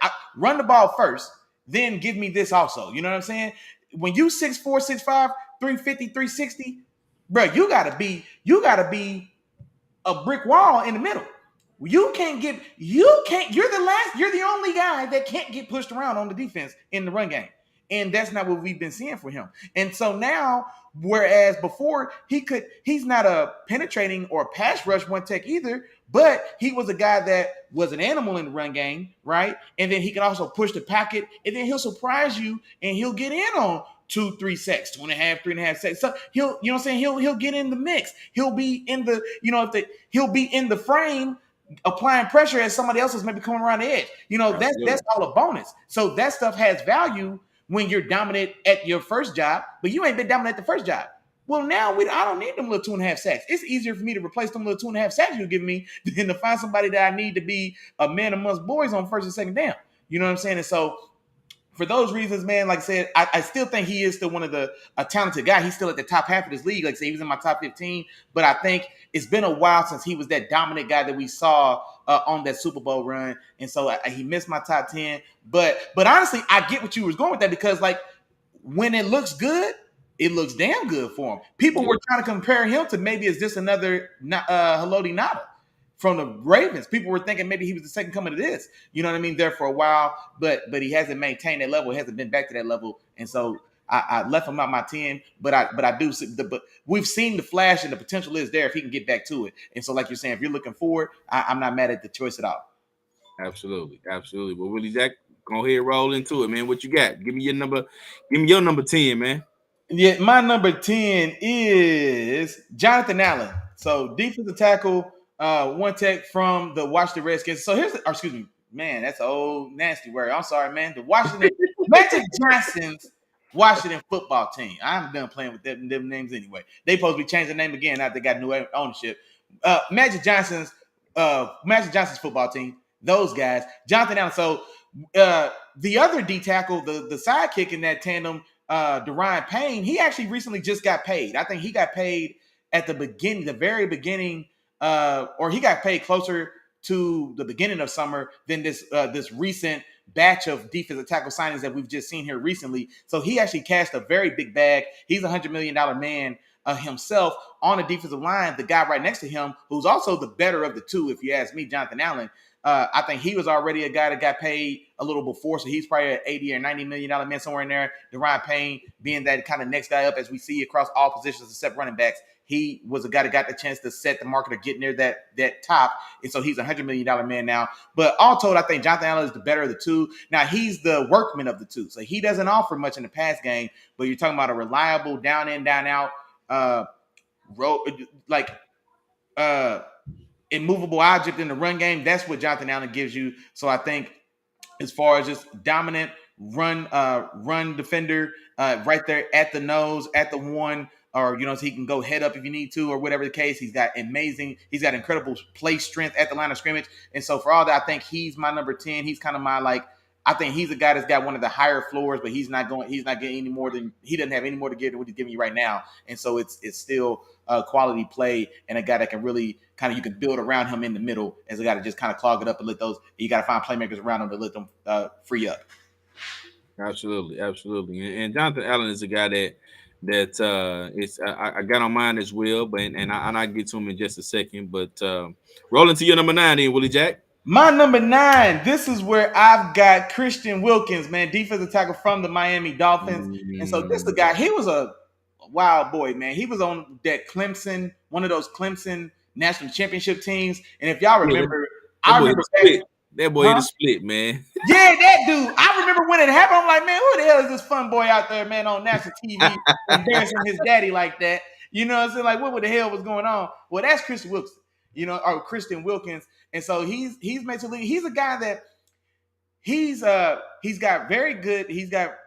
great size for the position. He's a guy, he's about 320. He's a heavier guy, but he's an athlete. We seen him do the splits on national TV in the you know what I'm saying? We seen him drop like his hot, do the splits on national TV after the championship. I think he's a guy that he may also tumble a little bit, like does cartwheels and roundoffs or something like. He's a pretty good athlete to be that size, and he's not a pass rusher either.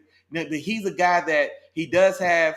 He's got good power at the point of attack. He's a little quicker off the ball than probably he gets a little credit for to be that size. I think he's got a very good explosive kind of first step, and sometimes it's enough to be a real threat that maybe he can get around you, he can go around you. You know what I mean? And he can be a guy that can sneak around 4.5 sacks, but really be a real mover and effective player at the line of scrimmage. And you can probably move him around a little bit. And so he's a guy not as good in the run, purely not as good pure run defender as Jonathan Allen, but I think he does offer more upside as a pass rusher. And he's been playing. He's probably been improving it. And I would say definitely over these last 3 years. And I think he's really kind of cemented himself in that next group of defensive tackle. I think there is a class of a top class of defensive tackles there at the top of the league. I think a lot of us know those names. And I think for me, he's firmly in that next group. With some of the guys I'm sure we'll get to.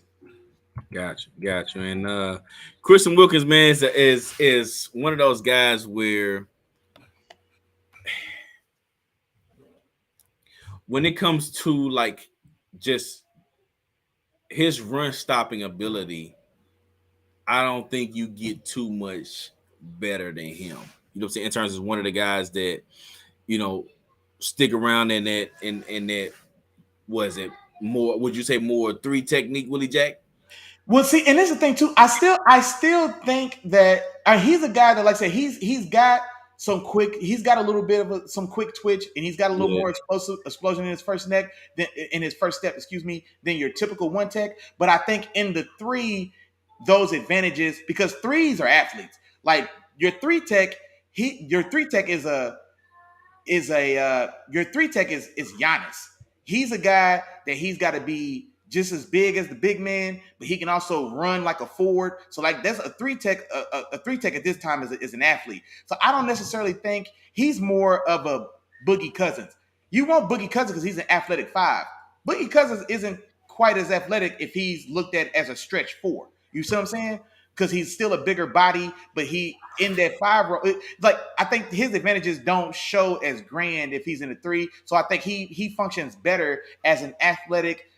Can get upfield 1 technique, but then he's still got the size and strength to be effective in there as well. So he's not light in that 1 tech, maybe like the guy that we'll get to. He's still viable there, but I don't think though he loses some of his effectiveness if you play him at the 3. Gotcha. But he was one of the guys that was I was debating putting him at my number 10 spot with Vita Vea, but with this being a prediction show or with us predicting the 2023 season, I went with Vita Vea because I just felt like Vita Vea he's gonna come back with a vengeance and have something to prove. And like you said, when he's on, man. But check this out though. That defense around Christian Wilkins and the Dolphins is vastly improved as well. This is the second year of Bradley Chubb there for a full year. With Jalen Ramsey's injured now, but then also we got Vic Fangio coming in. And so I think the upside for Christian Wilkins on the Dolphins is going to be higher because of the overall team success, like we talked about before there. But like you said, though, man, when Vita Vea was on to that championship run, man, he was a guy that was going to threaten top 5. Whereas I don't think Christian Wilkins has ever got that high to this point. But yeah, so I see what you're saying there. I ain't mad at you. Gotcha. All right, man. Well, let me move on to my number 9 guy, man. My number 9. You went to, you did 10-9, right? Okay, yeah. So let me move on to my number 9 guy, man. My number 9 guy. I'm going to go with Jeffrey Simmons, man. Jeffrey Simmons, Tennessee Titans defensive tackle. All right.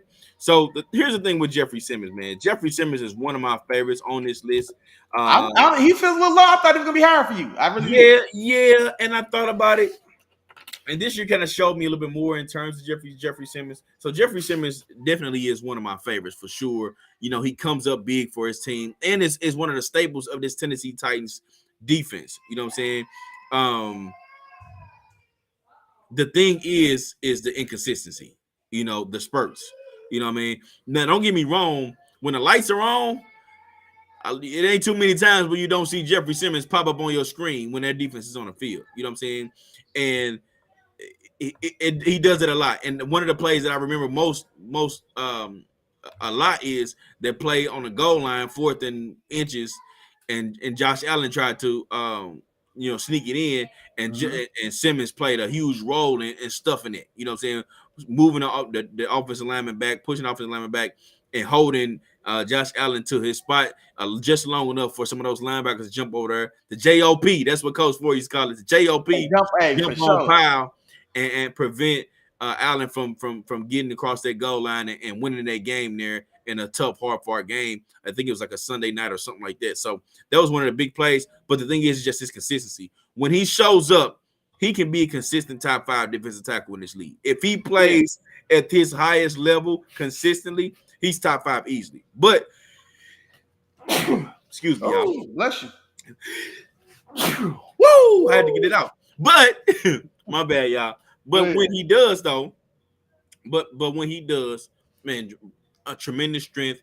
He can rush the passer. He can stop the run. He can do it all when it comes to what you ask for your defensive tackle to do. You know what I'm saying? Whatever it is you need him to do, he can do that.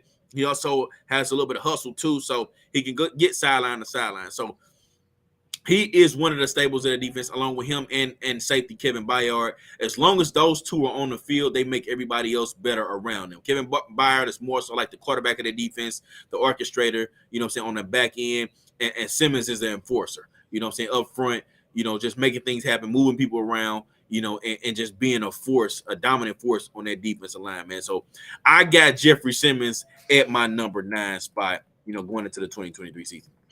No, and I'm not gonna lie, man. Jeffrey Simmons is on my list. He's coming up a little later, and I think I've got Jeffrey Simmons. I've got him a little higher than you, and honestly, I thought you were gonna have him even higher than me because, like I said, I know he's definitely been one of the guys you've been kind of cheering for, man. And then our dog, man, we got a couple more of the members in the building. Our dog, man, our resident Texas fan, Terrible Town Walker's in the building. What's going on, big dog? And man, one of them day one members in the building, man, too. Our dog, man, Jeff in the building, man. And Jeff, man, well, that's what them members come through, man. Jeff got a top 10 for us as well, man. So I figure maybe we get through like our first 5 and then maybe go back and run through just 5, first 5 and then feed because he got a whole 10 already. So I didn't want to read his names that we maybe haven't gotten yet. But Jeff, hey man, I got you, big dog. I can't wait to read that list, man. And so I can't wait to give my thoughts and see what Chop says as well, man. But shout out to the members in the building, man. Yeah, man. If y'all got your list, man, put them on here. What's up? Put them in the chat, man. Let everybody see. Don't try to hide your chats. Hey. For sure. I see dress list, man. Jarrell, man, give me a list. If y'all don't got 10, give me 5. Give me your top 3. Give me your top 5. You know what I'm saying? You got a Rushmore, man. You got 4. You know what I'm saying? So, hey, like I said, man, y'all talk to us, man. We talk back, man. Tom, you in here. Tom, one of my D-line brethren. You know what I'm saying? Hey, I need at least a 5 from you, big dog. Top 5 interior defensive tackles in the league right now going into the season, man. Come on with it. I need that. Gotcha. Well, this next one, Willie Jack, I'm gonna run into my number 8. This next one may be a little bit of surprise to you, man. But he is one of my favorites, man. He actually, no, you know what? But behind Aaron Donald, he is my favorite DN. Like Aaron Donald is my favorite just by default because he plays with the squad. He with the home team. But this next guy is the type of defensive tackle that I prefer. This is the one that I would go for. If I was building my defense, then wait, why is he still so low? If he's your top choice across the league, why is he still so low? Because he's just getting started. Don't worry about it. I'm going with Carolina Panthers, Derrick Brown. Carolina Panthers, Derrick Brown. I look at Derrick Brown and I think very similar to Quentin Williams in the sense that he came out of college as a big time prospect. Okay, everybody remembers Quentin Williams came out of Alabama. We watched him as a prospect. It was like, hey man, this guy can be special. Hold on, wait, don't tell me. Hold on, Auburn. Yep, Auburn. So Derrick Brown came out of Auburn. Okay, he was the guy that came out, and they were also like, hey man, this guy's different. You know what I'm saying? He's big, he's strong, he's a for sure thing. But both of those guys took maybe a year or 2 just to really get going, to really develop, to start to understand the game, understand defensive concepts, understand what offensive linemen are trying to do to you, what offensive coordinators are trying to do to you to put you in different positions. And now he's turned into pretty much a wrecking ball. And he is a monster in the run defense. One of the things he also struggled with earlier in his career is stamina, being able to be out there for 3 downs, a full 3 downs or 4 downs, or whatever they need them to be out there for, and give it his all. You know what I'm saying? It was 2 downs out, 2 downs out. But now he's becoming more of an every down player, and you watch him down by down, that motor is starting to kick in too. So you see plays where, for one, he has one of the best. And Willie Jack, I got an assignment for you. I want you to go watch right. Derrick Brown against the Atlanta Falcons.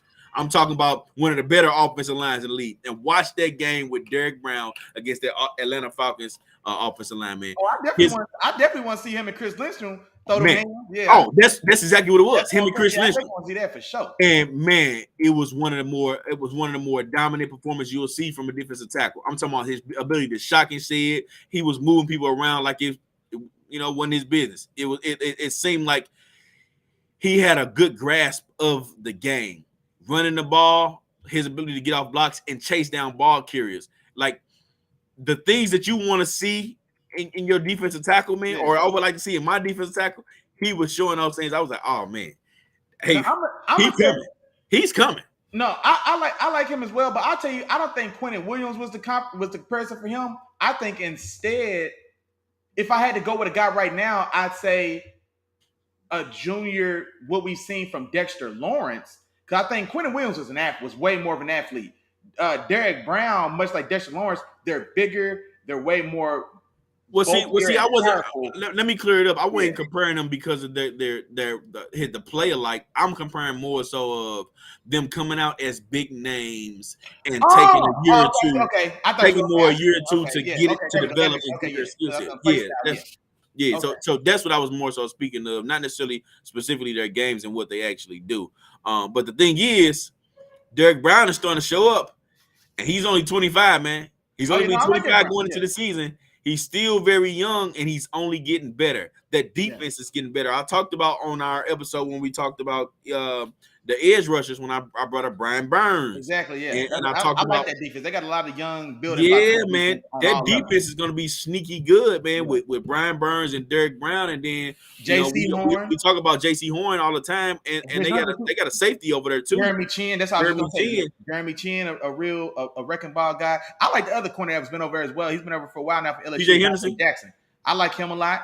I like him a lot as well. I think C.J. Henderson is over there too. Well, no, they brought him over from when he got drafted out of Florida from Jacksonville. He still hasn't found his footing, but J.C. Horn's gonna be a dog for sure. And then Dante Jackson's been over there, and he was with Bradbury before Bradbury left to get paid. But I like him as well when he's healthy, I really like him as a compliment to J.C. Horn. So yeah, that defense has a lot of pieces. Yeah. Excited. So everybody be on the lookout for that Carolina Panthers defense, man. They got some nice pieces over there, man. And Derrick Brown, I think he's gonna be up to get paid here in the next couple of years, man. I wouldn't be surprised if he has another good year this year. Expect him to get paid after this year is over, and expect him to continue to be a really, really good defensive tackle and amongst the top 5 here in the next couple of. And actually, I'm gonna go ahead and predict that, man. I predict Derrick Brown will be amongst the top 5 defensive tackles within the next couple of years, man. No, I'm not mad at that. And then last thing I want to say about it. Now, first, one of the things I want to say is he did just miss my list. Let's say I think my final list where I stopped counting, I went to about 15 names. I had Vita Vea around 14, 15. I've got Derrick Brown right in there around 12, 13. And like I said, but he could have been anywhere. Yeah, 12, 13 is where I had him. But like I said, I think he's the guy. I don't know how much more. I don't know if I'd give him top 5 upside just because he hasn't shown to be like he's not a threat in the passing game just yet. Like his game reminds me more so of a Vince Wilfork, because Vince was like a huge guy. He was impossible to move in the run game, but he also was athletic enough. He'll move a little bit. Or a young Vince Wilfork, you know what I'm saying? He'll chase you down. He'll get lateral 6-8 yards and stay in on a play or make a tackle or get in on a tackle that you didn't expect it to for a JOP opportunity. And so I see that for Derrick Brown as well. But I don't know if I see the pass rush, the rush upside, which is why I had him just outside my top 10. But definitely like him as a building block for sure. Gotcha. All right, well, Jack, we'll roll into your number 8, man.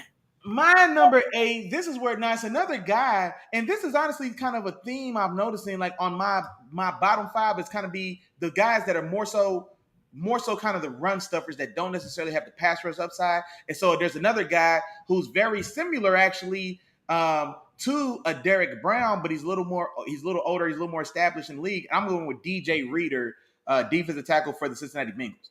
Now, quiet as kept.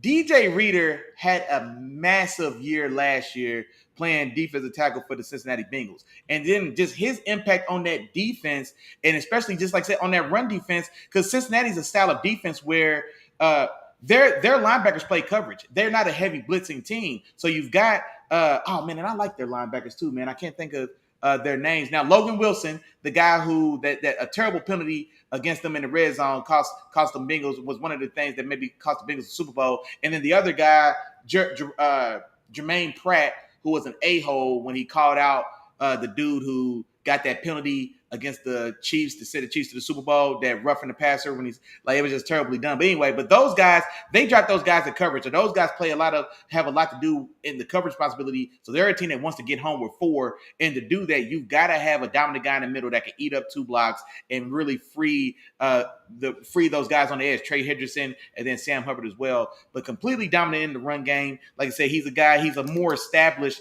Derek Brown, in my opinion. And like I said, a guy that I think is probably not getting as much recognition for just how great a great a season he had, and now that he's really found a home in the middle of that Cincinnati defense. And I think going forward, that Cincinnati defense, man, is they've quietly kind of revamped, especially on that secondary. But that Cincinnati defense is playing ball. Like they really are, man. That Cincinnati defense is playing ball, and it's a guy like DJ Reader right there in the middle, man, that if he builds on the season he had last year, then man, that defense can turn into a scary unit, especially with that offense on the other side.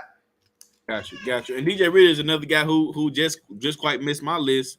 One of the things that one thing that I wasn't too much of a fan of when it came to DJ Reader was the lack of mobility. Like I don't think he just completely lacked mobility, but he didn't move as well as some of the other. No, that's a good point. So like when you mentioned Christian Wilkins moved well. Yes. Talk about Derek Brown, he's improving in that area. And then of course when we get up to these top 5 guys up in that area, a lot of these guys definitely move well in terms of their side to side and agility and things like that. You know, DJ Reader, you know, he stuffs. You know what I'm saying? He stuffs. Exactly what he does. So it wasn't necessarily my style, but I understand, you know, what people see in a guy like DJ Reader. So I respect the pick, Willie Jack. Definitely respect it. Who you got at number 7? Yes, sir. Then my number 7. Yeah, my number 7. This and you know what? This one I went back and forth with this guy, either 6 or 7. But I'm gonna leave it as it is, right? I'm gonna try to not even change my list. I'm gonna leave it as it is. 7 is where I'm gonna have Javon Hargrave, and I'm probably gonna be, I imagine, maybe a skosh. I'm a skosh lower on Hargrave, I'm imagining, than Chop's going to be. But I could be wrong because Justin Simmons was toward his body, barely made the 10. So maybe I don't know what Chop's mind is at these days. But this one, my list is a little spicy today, baby. I'm spicing it up today, baby. Yeah, and so I like Javon Hargrave, man. He's a guy. He's the one that got away from me, man. We had him in Pittsburgh. We drafted him out of South Carolina State. That's the reason why I was saying the other day when we talking about stack backers with Darius Leonard. That's why I was up on Darius Leonard, because Javon Hargrave in our building was pushing for us to draft him, and then we don't end up getting him. The Colts get him in the second round, at the top of the second round. But anyway, it came down to contracts for us, man. We chose Stephon Tuitt. Stephon Tuitt and Javon Hargrave were both coming up. We chose Stephon Tuitt. Hargrave goes to Philly and evolves into the best pass rushing penetrating one tech in the league. And so, but the same way that we've talked about some of these other guys, Vita Vea for me, Derek Brown for me, Jonathan Allen, DJ Reader, how these guys are one-sided on the run stuffing side. Well, Javon Hargrave he's the exact opposite of those guys. He's a pass rush specialist. And so he is a guy, he's real dumpy kind of built dude, man. He's like just barely over 6 foot, maybe 6'1" and change, but he's like 310 pounds. But man, it's built, all 310 is like wasting down. He's got a dump truck. You know what I'm saying? He's one of those he's built like a little squat dude, but he's he's the best penetrating pass rushing one technique in the league at all. But like I said, it's a little bit of one trick pony. He can be a liability. I don't want to go as far as say, no, he can be a liability in the middle. And that's one of the things that went against us as well, because we had to play him at nose tackle. But he's not a guy that can hold the point of attack. He's the type of guy, he is going to play one tech because he can use all his surprising athleticism and explosiveness, first step ability. He's got good hand usage. He could take advantage in one-on-one upfield opportunities when there's a good enough unit around him as well. That's why he excelled so much playing next to a guy like Fletcher Cox. in between a guy like Brandon Graham that are such stout and strong run defenders that now you've got to play him honest instead of just washing him out the way, and then it also lets him get off. So he's going to the Niners. I like that fit. I love that he's going to play next to Nick Bosa. We'll see how the tandem of him and Eric Armstead hold up in the middle, because Eric Armstead is another guy that I don't think is necessarily extremely stout against the run. So I am curious to see what that run defense looks like with those two guys now in the middle. But if you're talking pass rush from the one technique, it doesn't get any better at this point in time than Javon Hargrave. Gotcha, Willie Jack. And I might surprise you with this one, Willie Jack. I might surprise you. Javon Hargrave ain't make it, man. He didn't make it. He didn't make it, my cut. And the more I started to watch him and see what he did on a down-by-down basis, man, I started to realize that Javon Hargrave was a little bit of a one-trick pony, man. That's what I just said. Yeah, that's what I just said, Brad. That's what he is. Yeah, he's a little bit of a one-trick pony, and for me, just watching him and just on a down-by-down basis, that Eagles defensive line, literally all of them made each other better. You know what I mean? He was an interior version of Hassan Reddick, bro. Like he was like I said, like he's able to be as dangerous as he is because of how stout the guys around him are. Because Hassan, that's one of the things I said about Hassan Reddick, on his own, away from that team and not being able to be used in the specialist assassin mode that he's able to be deployed in. Outside of that, he's not nearly as productive. And I think Javon Hargrave has that same thing. Yeah, and that's the thing. I view him as a little bit more of a one-trick pony. Inside, like he had a lot of one-on-ones. He had the space to do all the things that he needed to do. Versus a lot of these other guys, man, because of just what they bring to the table, there's no way you blocking those guys with one man. You know what I mean? And if you do, I think you will see a lot of the production that you saw from Javon Hargrave and the guys. Some of the guys I'm about to get to are prolific or are really good interior pass rushers, even going against 2 and 3 guys. You know what I'm saying? Having to get through those guys. So a guy like Javon Hargrave, yeah, don't get me wrong, you good. He was right there amongst it. I had him actually at 11. He was my 11 guy on my list. He had the 11th spot. But even with everything that he brought to the table, I just still felt like, you know, some of the other guys in this position, I think they could do just about as good as he was able to do. Don't get me wrong, he's still a different type of pass rusher, has his own style, and is a little bit quicker, but with just his overall skill set, man, he's surrounded by talent, man, and that opened up a lot for him. Sure. Don't get me wrong, he's going to San Francisco, and they also going to have him surrounded by talent. So exactly. I still think he's going to have a productive year. He may finish with 12 and a half sacks as a one technique. You know what I'm saying? And so absolutely, it's like to be another Pro Bowl year. And so, like I said, I do think he's going to have a big year, but one for one, that's why I got him. I want to respect what he's going to give us as far as his production and what he has done. But I think one for one, I see those same drawbacks that you do. So yeah, I'm on the same page with you. Yeah, I just hope they can continue to keep Fred Warner and Dre Greenlaw free to do their thing in Rome and get in there. Because that's one thing about Fred Warner. Fred Warner is the best linebacker in the league. We both had him there at that number 1 spot. Yeah, but when it comes to in between those guards, if he got somebody coming at him head up 1-on-1. That's a different type of ball game, man. If they got people coming to do that play by play or play after play. So honestly, I still do think that Javon Hargrave is an upgrade on what they've had. I can't think of the guy they had. He came out. I want to say it was the same year as Derek Brown. Javon Kinlaw. I think it was South Carolina. Yeah, he came out. And honestly, I like both of them coming out. I thought Javon Kinlaw was going to be. I thought he had Fletcher Cox ability. But I thought he was going to be special. I thought he was exactly because he was that Fletcher Cox size and he was that type of athlete as well. You know what I mean? So I thought he was going to be. He hasn't panned out, and honestly, he hadn't been a real force in that run game either. And so I think that Javon Hargrave overall is still going to be an upgrade for what he's going to bring to that defense, though. Gotcha. Well, for sure. I'm gonna go into my next one. Actually, before I go into my next one, we had a couple lists in here, man. Okay, yeah. Lists, man. Yeah, Tom came in first. He said off the top, man. No. His is the 1 through 5. We ain't got the 1 through 5 yet. I thought we was gonna get through our first 5, then read. Well, okay. Well, I seen the list. Well, the reason I was worried is like if we get to talking about his list, it's guys we haven't got to yet, and so I didn't want to spoil where we was in our list. But Jeff has got a 10. Jeff has a 10 through 6. but he's ahead of you. So I was gonna say because you're on 7'6" now, I think, right? So then it'll line up.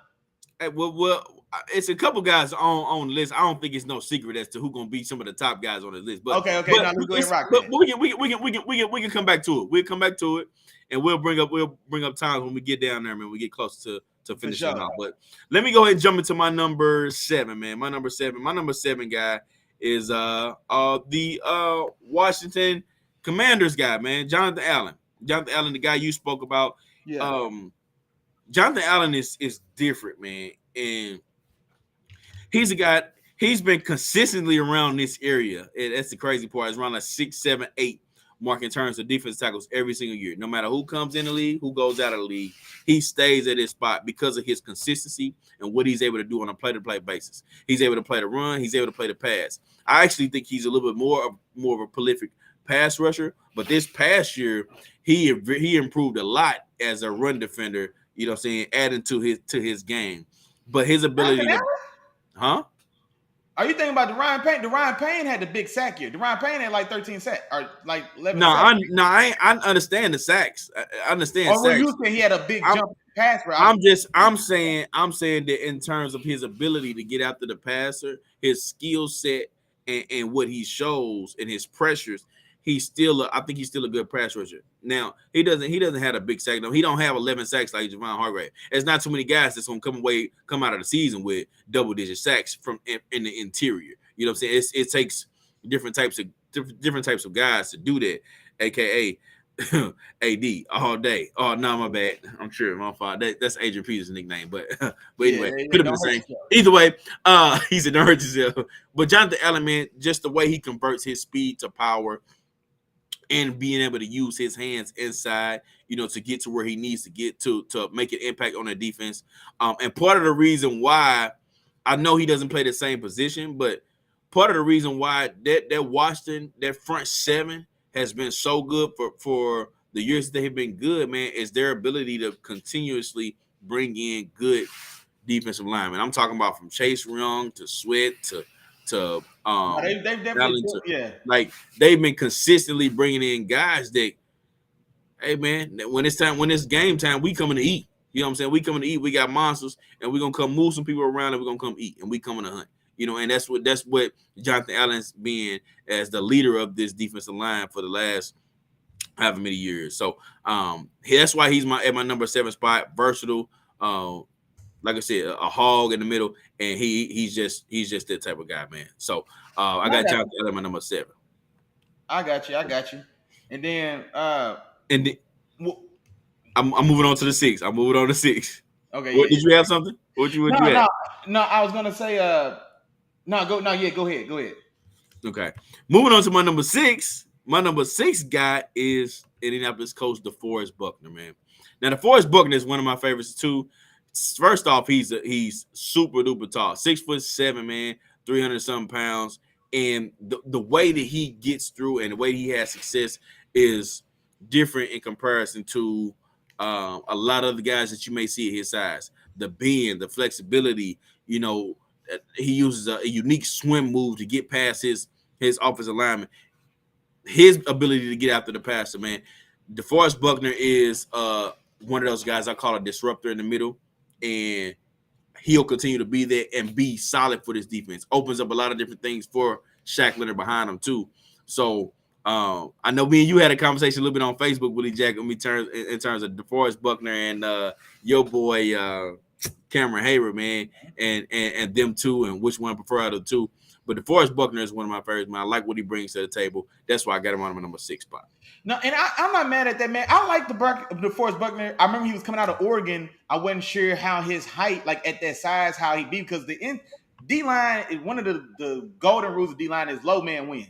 And when you 6'7", chances are you're automatically the high man, and you already have a disadvantage. Realistically, you know what I'm saying? Especially in a forefront. Like Calais Campbell is the guy we've seen be able to have that type of size, like 6'7", 6'8", even. You know what I mean, for Calais Campbell. But he's played in a 3 front most of his time, both with when the Cardinals, I think he went 3-4, but then when he goes up to the Ravens, definitely has a 3 front edge. And now he's going to Atlanta, where I think he is going back to a 4 front. So I'm curious to see how it is. But no, I think he did excellent in his run with the Niners. And I always felt like it was a mistake for them letting him go. Like they had to sign both him and Eric Armstead. They let Buckner go because Armstead was thought to be the more athletic. When Armstead was he was already a tweener and he was more athletic and he was going to be cheaper. So they keep Armstead thinking there's going to be some type of more athletic upside and he's cheaper. And then also that's the year that Kinlaw was coming out the draft. So it was almost to a certain extent them letting AJ Brown go and then drafting, I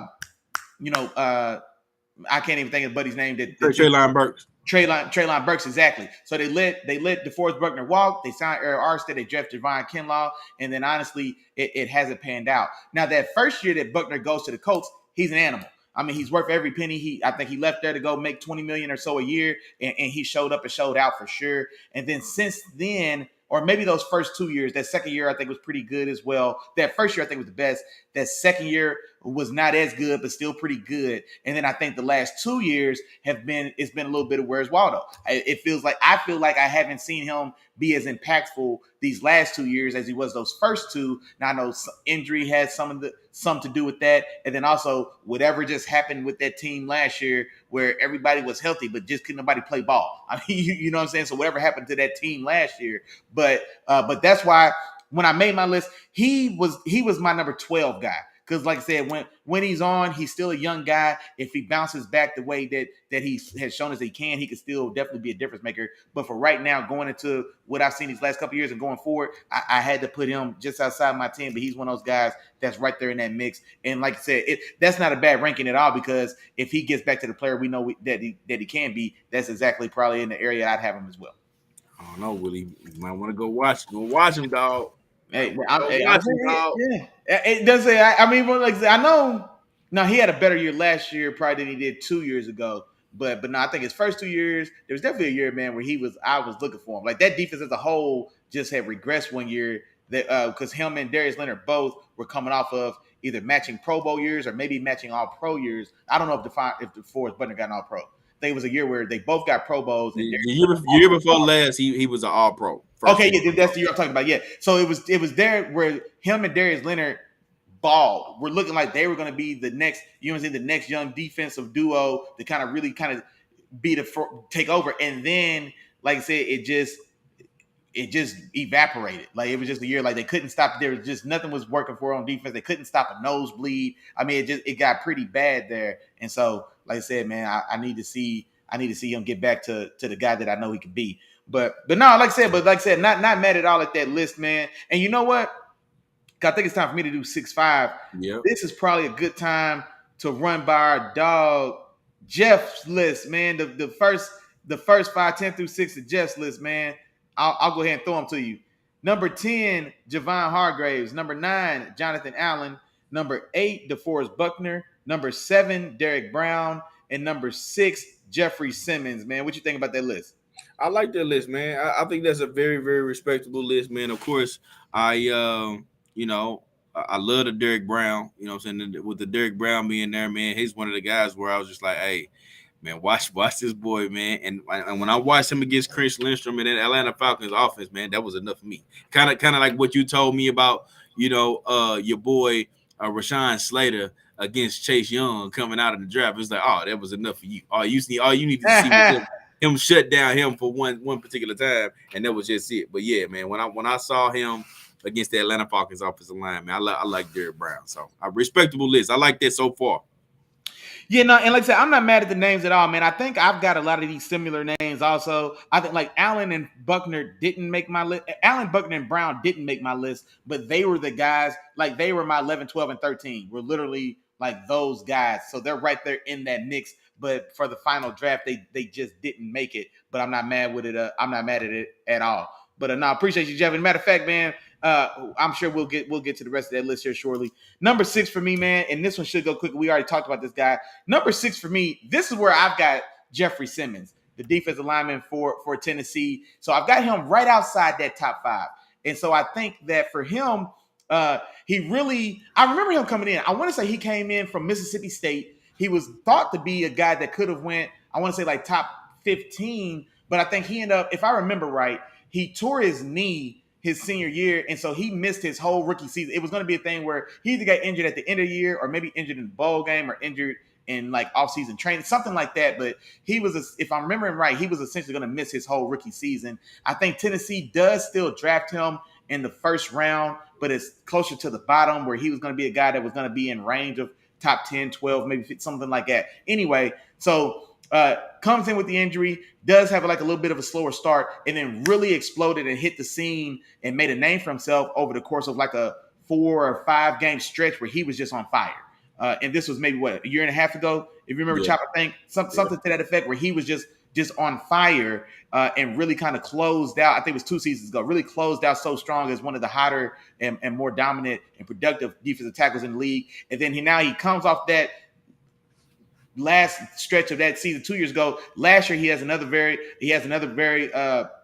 productive year. He has another year where he puts it together and shows that it wasn't just a one-thing fluke. I think he gets paid. I think he got paid last season as well. And so now he's established himself as a guy that's kind of, I think he's one of those, he's the guy that if he could continue to take another step, he puts himself into that room, into that top 5. So I think he's a guy that if he continues ascending like he is, I think he's going to get into that room. But I think he's probably the first guy on my list that I think has a very good mix of both. I think he could be active and disruptive in the run game, a little bit different than some of these guys. He's not just a big bulky, just run stuff and plug a gap type of guy. He's a guy that he's going to be disruptive. He's going to move, and he's still going to be impactful that way. But he also gets after the passer. There's a guy that threatens, 7, 8 sacks. He can sniff around 10 sacks on the interior. And just like my dog Chop was just saying a moment ago, we know how valuable that is to find a guy that can get to the passer on the inside. So I've got him at 6, knocking on the door of my top 5.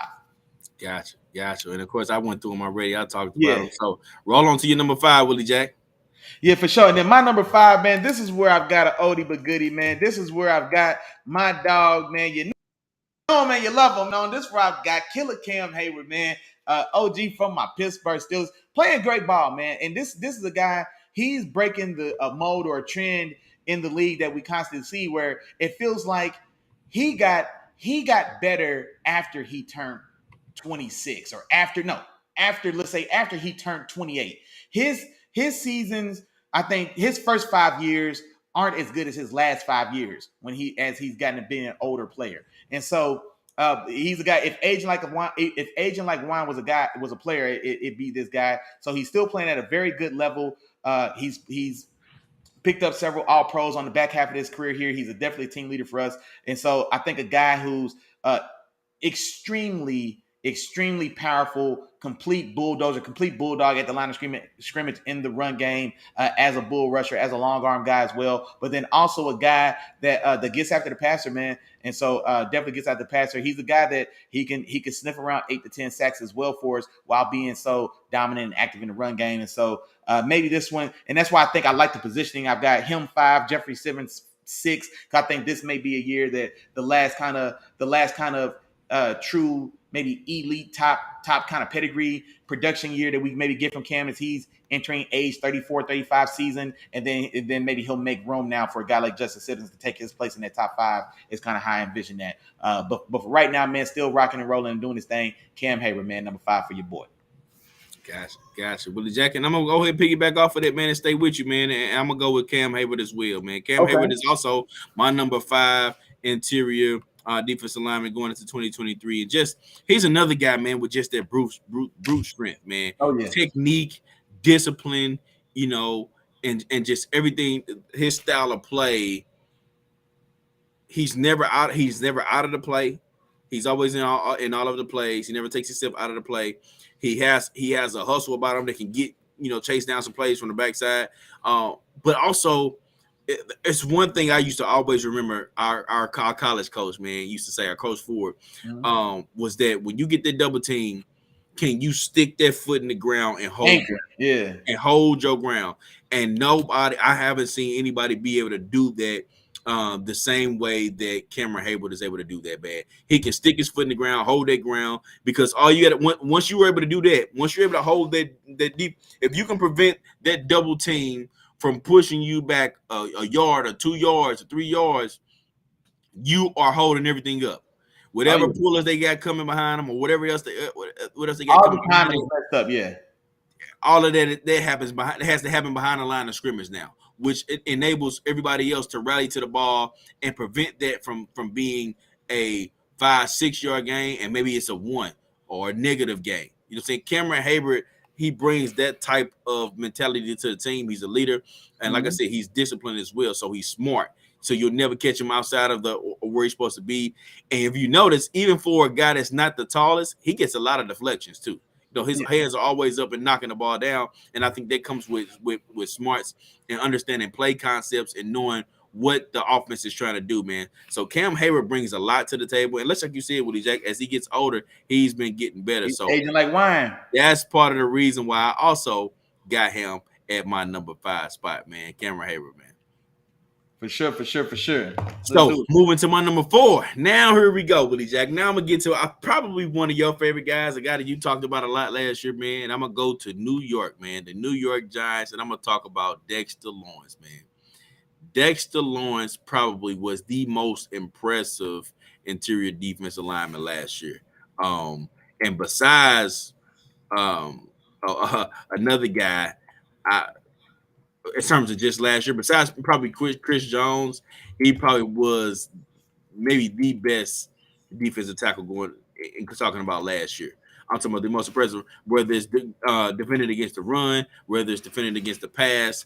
I'm talking about a man amongst boys is Oh what yeah. he looked like in certain instances last year. Like we talked about how decent that New York Giants defense became, and all the other pieces around them or around that team to help them win. Like in terms of like with people, a lot of people talk about Daniel Jones, and we talk about Saquon Barkley. We talk about some of the other pieces, and you start to wonder like where some of these other names come from. Like who were the corners? Who were the safeties? Who were Mm-hmm. Dexter Lawrence played a huge role in making all those guys better because of what he was able to do in the interior of that defensive line, man. So and he's only up from here. He's another guy that's only 25. So Mm-hmm. if he can do Hey, this, hey, man, he just got paid. Fresh expect bag.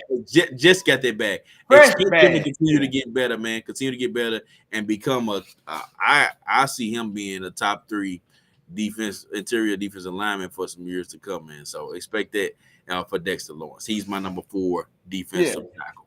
No problem. And actually, man, he's on my list, man. He's coming up. I think our top 4 guys are probably going to be. I imagine they're the same guys, but probably in its own order. So I'll touch on him here in a little bit, man. Pause.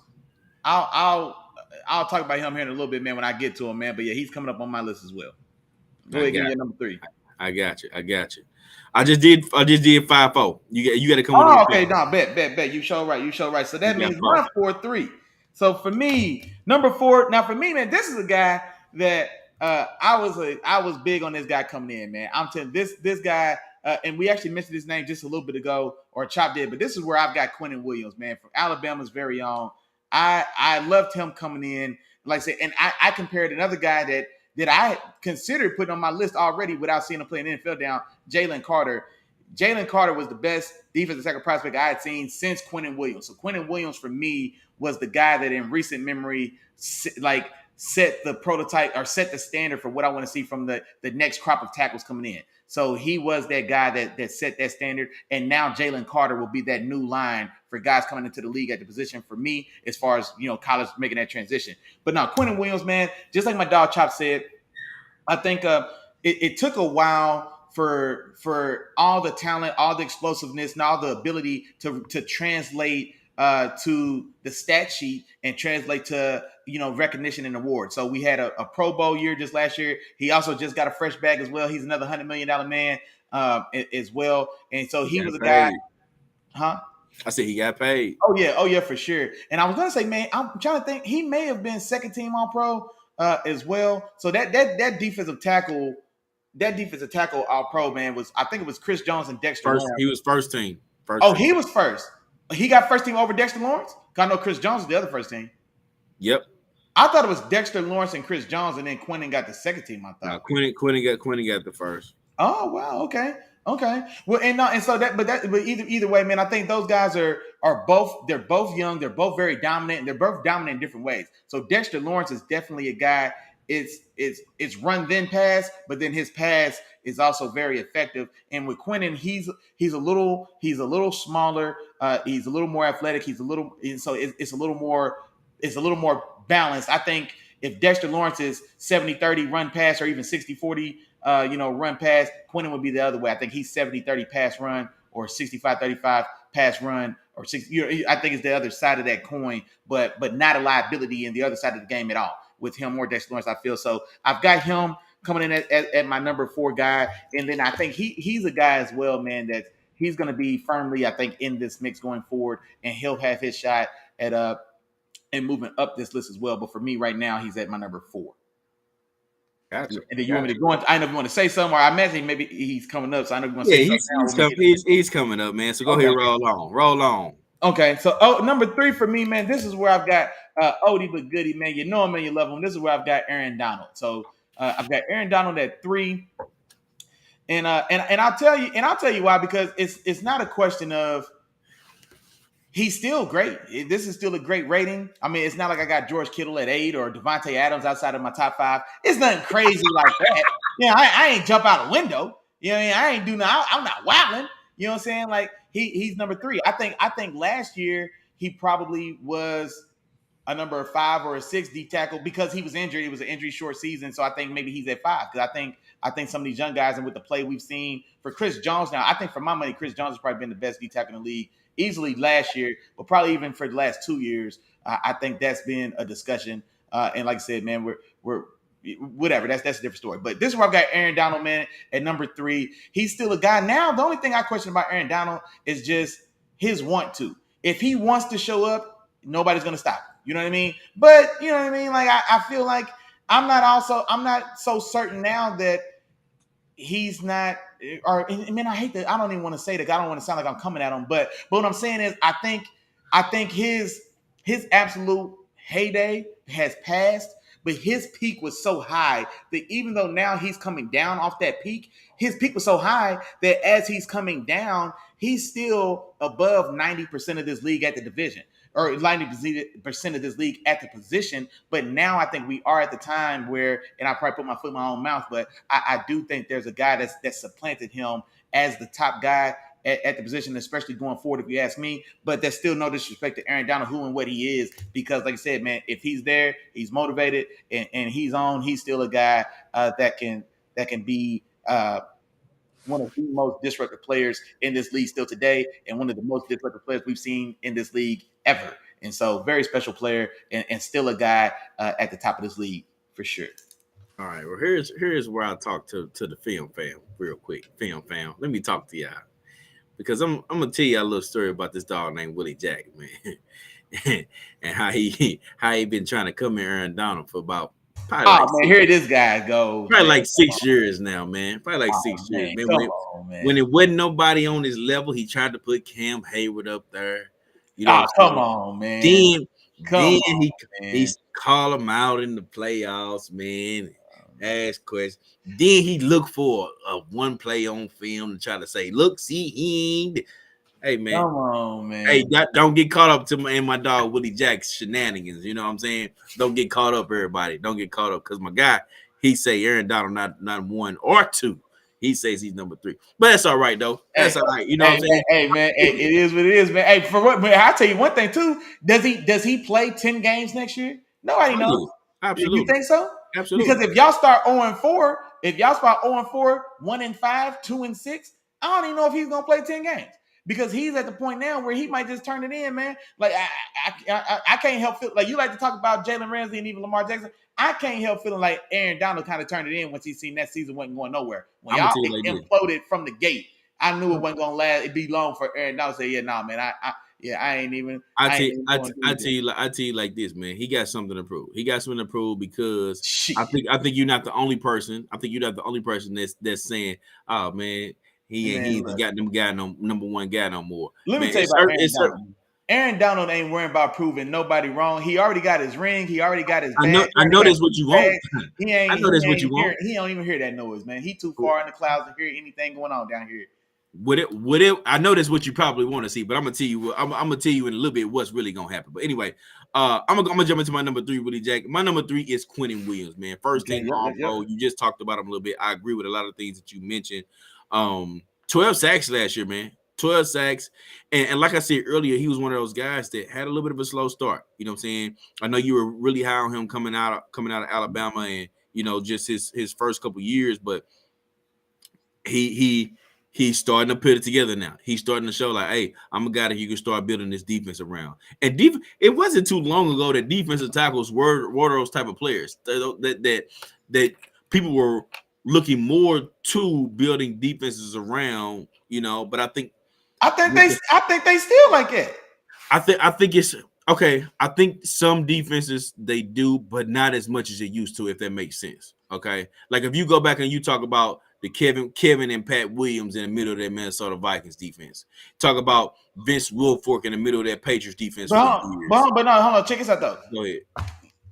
If we think about it, if we listed like the top 10 defenses in the league, these are the teams that are on the top 10 defenses in the league. You know what I mean? So like those teams, the best defenses in the league, if you name the top 10, I guarantee you at least now our lists aren't exactly the same, but let's say of the top 12 to 14 guys, I guarantee 10 of those teams are going to have the top 10, 12, 14 of those guys because depending on who you ask, some of these guys are top 10. So I think that these guys are still important, and we've seen so many of these guys get paid. So I think it's still like that. I think teams still want to lock up a guy that they can have in the middle. I think that's still going on. I think it's still going on. Well, see, this is what I'm saying though, Willie Jack. So like, I think they do have some good solid players there, but I'm talking about these were the guys like on those defense. Like Vince, like I feel like Vince Wilfork was a staple in the middle of that defense for a long time.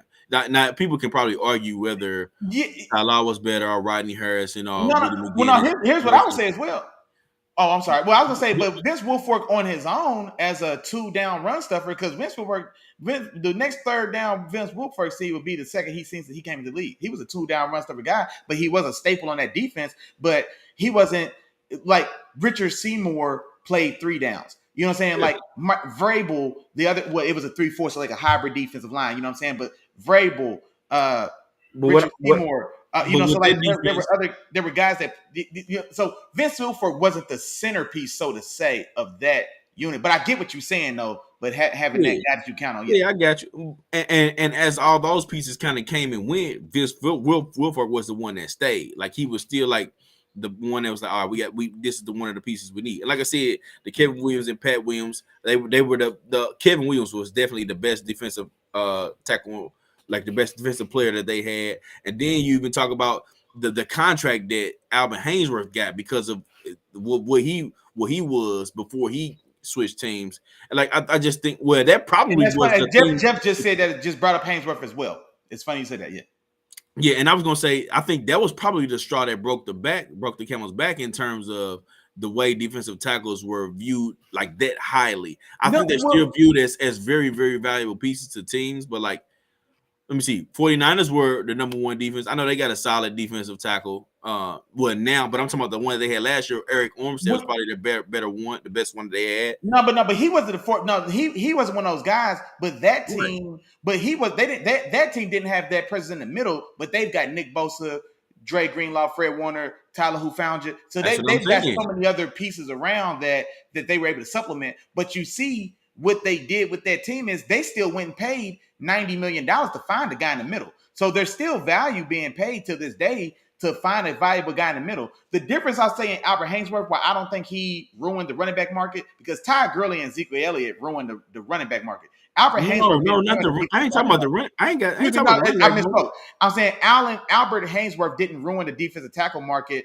the way that Zeke and Ty Gurley ruined the running back market. No. That's a difference. Yeah, you're right. No, I'm not saying the same defensive tackles are still getting paid. Like the highest paid defensive player in the league is still. Well, Aaron Donald had his record broken, but Aaron Donald is still the third highest defensive player in the league, and he signed his deal 3 years ago. So, and we've just seen $300 million defensive tackles signed just this offseason. So I don't think Haynesworth, because Haynesworth can almost be more so as a one-off, as a guy who he's just a bad apple, but he didn't ruin the bunch. But I think the running back stuff is different because so many of those guys got paid almost in a row, and then none of them panned out. So that's why I think it's a little different. But All right, I got you. I got you. my fault. My fault. You good? You good? And then it pushed me to my number two, man. Pushed me to my number two, which is probably your number one. You know, which is probably a mistake by you. But Chris Jones, man. Chris Jones is my number two interior defensive lineman going into 2023, man. And we talked about him before. First and foremost, y'all need to pay this man. Let's get that out of the way. Yeah. Y'all need to pay this man if y'all the Chiefs, because without him, y'all don't get the Super Bowl. Okay. A staple of this defense. I think he makes everybody on this defense better. Like I said before, can single-handedly take over a game. All right. Can single-handedly take over the game. We've seen it multiple times, you know, in the regular season and in the playoffs, you know, when it counts, you know, even more. I think he's best known for his ability to get after the passer, but just he's just a disruptor in general in terms of the run game, pass game, whatever. He's a disruptor. No matter where you line him up, he's going to throw something off with the offensive line. You see them come from the defensive end spot. You can't see them come from zero technique. You see them come from everywhere on the field. And Spagnuolo loves to put him in those positions where he has those defensive matchups, man. Chris Jones, man, a hell of a player. Definitely was the best defensive tackle in the league last year, you know, and hey, he's going to continue to be that. Y'all got to figure out a way to pay that man. Y'all better keep him on that team. You got Pat Mahomes on one side that's going to hold it together. You need Chris Jones on the other side to hold it together for that defense, man. So Chris Jones is my number two guy going into the 2023 season. Yeah. All right, come on with this 2018 list, man. Who's number one for 2018? See, it's on you. You got it. It's on you, bro. It's on me. Okay, I just did Quentin Williams and Chris Jones. Oh, okay, you do. Okay, you good. Okay, no, I got you. So yeah, my number two is going to be Dexter Lawrence. And so for my money, man, he was the second best guy at the position last year. And like I said, I thought he was the first team All-Pro over Quinnen. But I'm not mad at that because, like I said, Quinnen definitely balled, man. 12 and a half sacks, and especially, man, now they're building as well. We saw with the impact that Sauce Gardner had on that. Well, don't let me I got myself caught up. Those guys for me were interchangeable. So I'm not mad at either one of those guys that got the first team All-Pro, but I thought it was Dexter Lawrence. But Dexter Lawrence for me, man, number two. And here's a guy, an absolute immovable object, an absolute wrecking ball in the run game. And then also this year, surprise, we saw just how viable and how dominant he could be in spurts as well in the pass game. This was a guy that we saw. It's not often that you see a player where a player, this style of player, because he's a 340-pound one tech or nose tackle. You know what I'm saying? So this type of guy isn't the type of player you see take over a game. Like you're watching, and it's a concurrent series of plays that just he cannot be stopped. He is ruining the play. We see Aaron Donald have an effect on the game like that, but that's Aaron Donald's. That's his advantage because he is so small. He is so much smaller, so much lighter, so much more densely muscled and condensed, and so much more athletic that he takes advantage of. He uses all those things as great advantages over the offensive linemen that are just so one-sided it's so one-sided to the good for him and his athleticism. Dexter Lawrence is a big ugly. You know what I'm saying? He's a big ugly that can take over and just dominate a game in that way, and he can just call ball game. In the Super Bowl, we saw Aaron Donald call ball game. Don't matter. All right, it's time to go. Ramsey's burnt for a 60-yard streak up the sideline to Jamar Chase. Don't worry, I got it. Get out of my way. You move out my way. I'm pushing little kids out the side. You know what I'm saying? I'm pushing little kids out my way. I'm walking where I want to go. I'm going to make a play to end this game. Dexter Lawrence, that's exactly the type of performance we saw for Dexter Lawrence in that playoff game. While the Giants are playoff winner against the Minnesota Vikings, he just called game. They couldn't do anything with him down the stretch in the fourth quarter of that game, and he called game. And so there was just nothing or no one that could stop him on the field. He was the very best player on the field in that game. There was just unstoppable. And so that's now the level that we've seen from him. He got paid, well worth it, well deserved. And just like my dog Chop said when he talked about him, he's a guy where was he 25? You know what I'm saying? At 25, and just really settling into like this, he's starting his prime right now. and this is the level that we've got. And so, like I said, I think he's a guy. He's ascending. I like that. I like that Wink Martindale defense as well. Or that, I like what they're now. They have him as a building block, as a centerpiece of that defense. They've got Kayvon Thibodeau. I'm expecting him to take another step forward as a rusher on the opposite side of him as well. They've got some young secondary players. I like the safety Xavier McKinney as well. So they're slowly putting some stuff there. I still don't like their second line. I don't like their linebacker core. But like I said, they're probably two pieces more away from being a really dominant unit. But that's going to start with Dexter Lawrence. And just like my dog Chop said, he's a guy that can really, and we've seen it, he's the biggest star on that defense. You know what I'm saying? Like, I'm not so sure already to this point if Quentin Williams is a bigger star on that defense than Sauce Gardner. I'm not sure. Sauce been there 1 year. Quentin's been there for 4. But you know what I'm saying? It took Quentin 3 to get going. We saw Sauce be the best in the league in his year 1. You know what I'm saying? So they're both super important there. Dexter Lawrence, that defense starts and ends with Dexter Lawrence though for the Giants, and that's why I end up giving him the edge at my 2 over Quentin Williams. And like I said, man, if this is where it starts from here, man, it's gonna be a scary time going forward. But okay, so then that's gonna take me into my number 1. This one for me, man. This one for me was a no-brainer. Chris Jones been the best defensive tackle in football for the last 2 seasons now.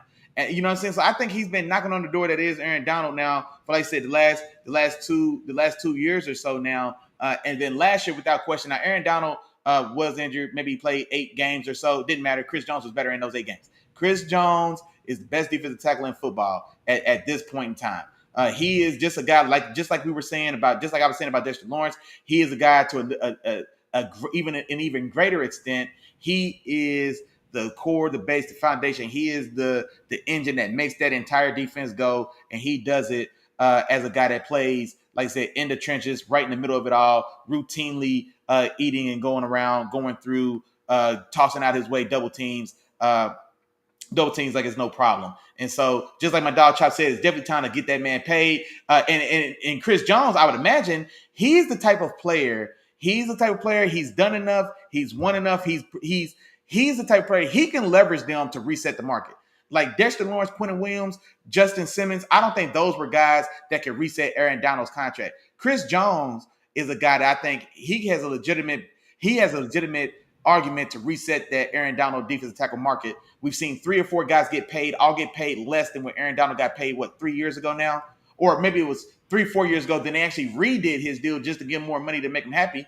You know what I'm saying? Because some guys got paid, so they re-upped Aaron Donald, I think, 2 years ago. But all told, Chris Jones is a guy that he has a chance to topple that and reset that defensive tackle market, and I damn sure hope he does. You know what I'm saying? When I seen y'all give $450 to Patty, hey man, Chris Jones said, "I'm the Patty on this side of the ball. I'm your Patty on this side of the ball." And like I said, man, I don't know if they beat since it might still be Burrowhead Stadium if Chris Jones doesn't do like I just said Dexter Lawrence did and doesn't call ball game. You know what I'm saying? Okay, everybody get on my back. We going home. Ball game. You know what I'm saying? So that's the type of player he is that he's shown to be, and he's done it now. He's been the number 1 guy for me, I think you could say, for 2 years, and he's been the guy that was right there nipping that right there in that number 2 spot for the year or 2 before that, I would think.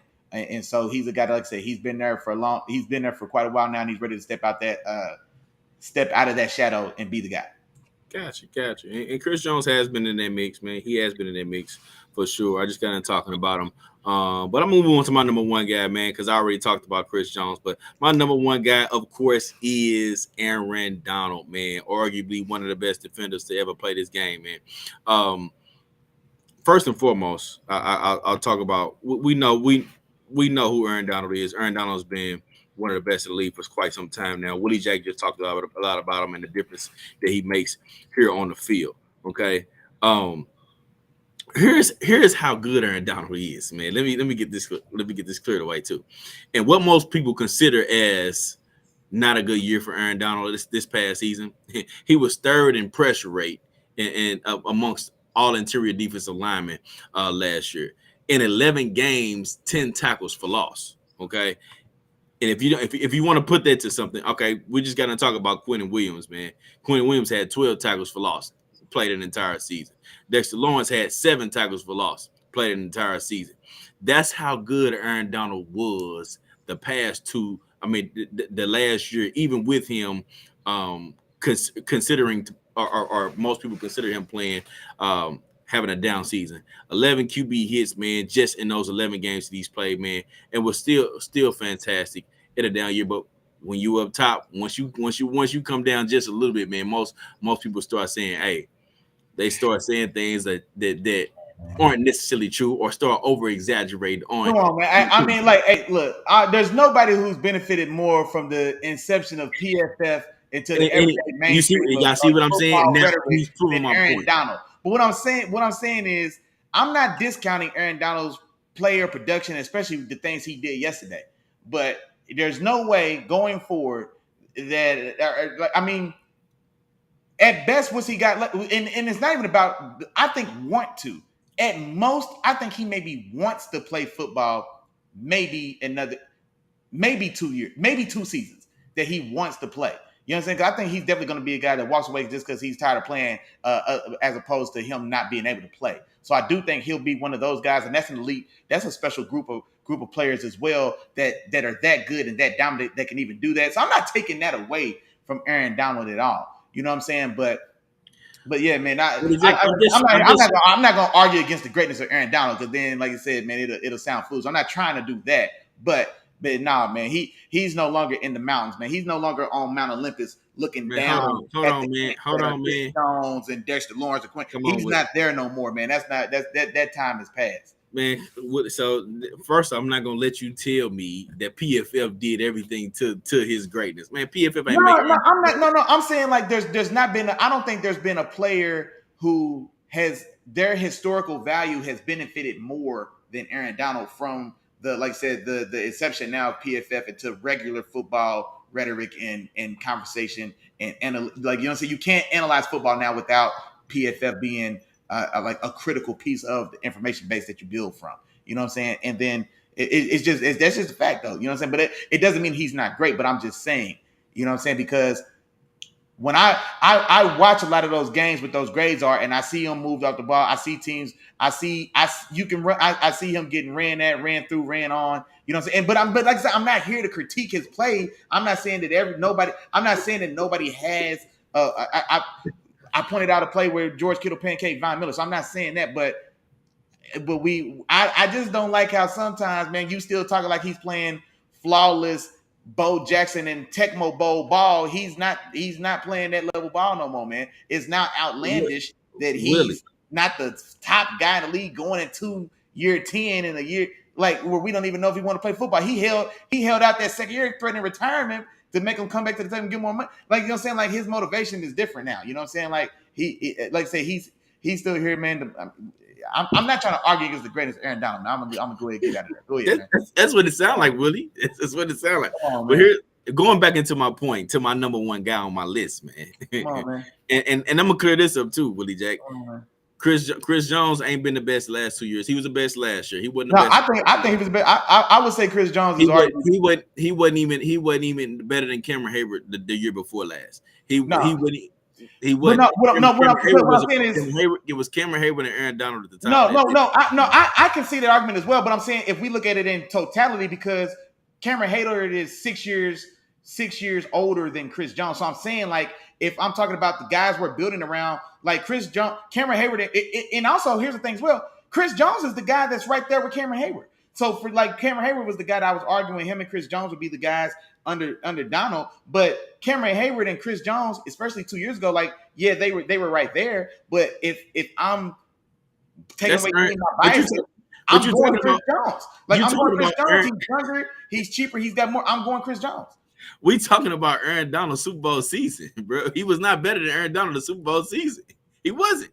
Aaron Donald was the best in the business still. Man, look, man. Willie Jack, this is what I'm saying. So this is the wait.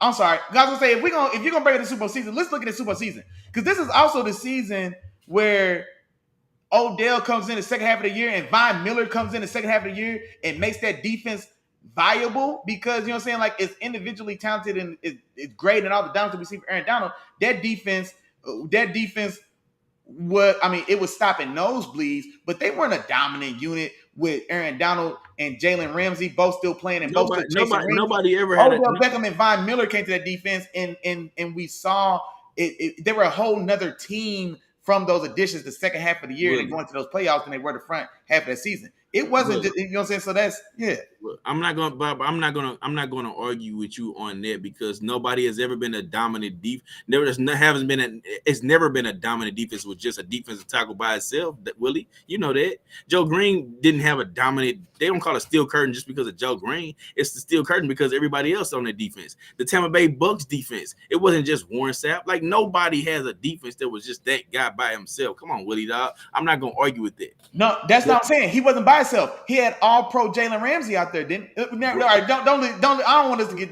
He did. We Yes. get All pro Jalen Ramsey. Yes, he did. He did have all pro Jalen, but I'm making sure he went by himself. it takes a plethora of guys, bro.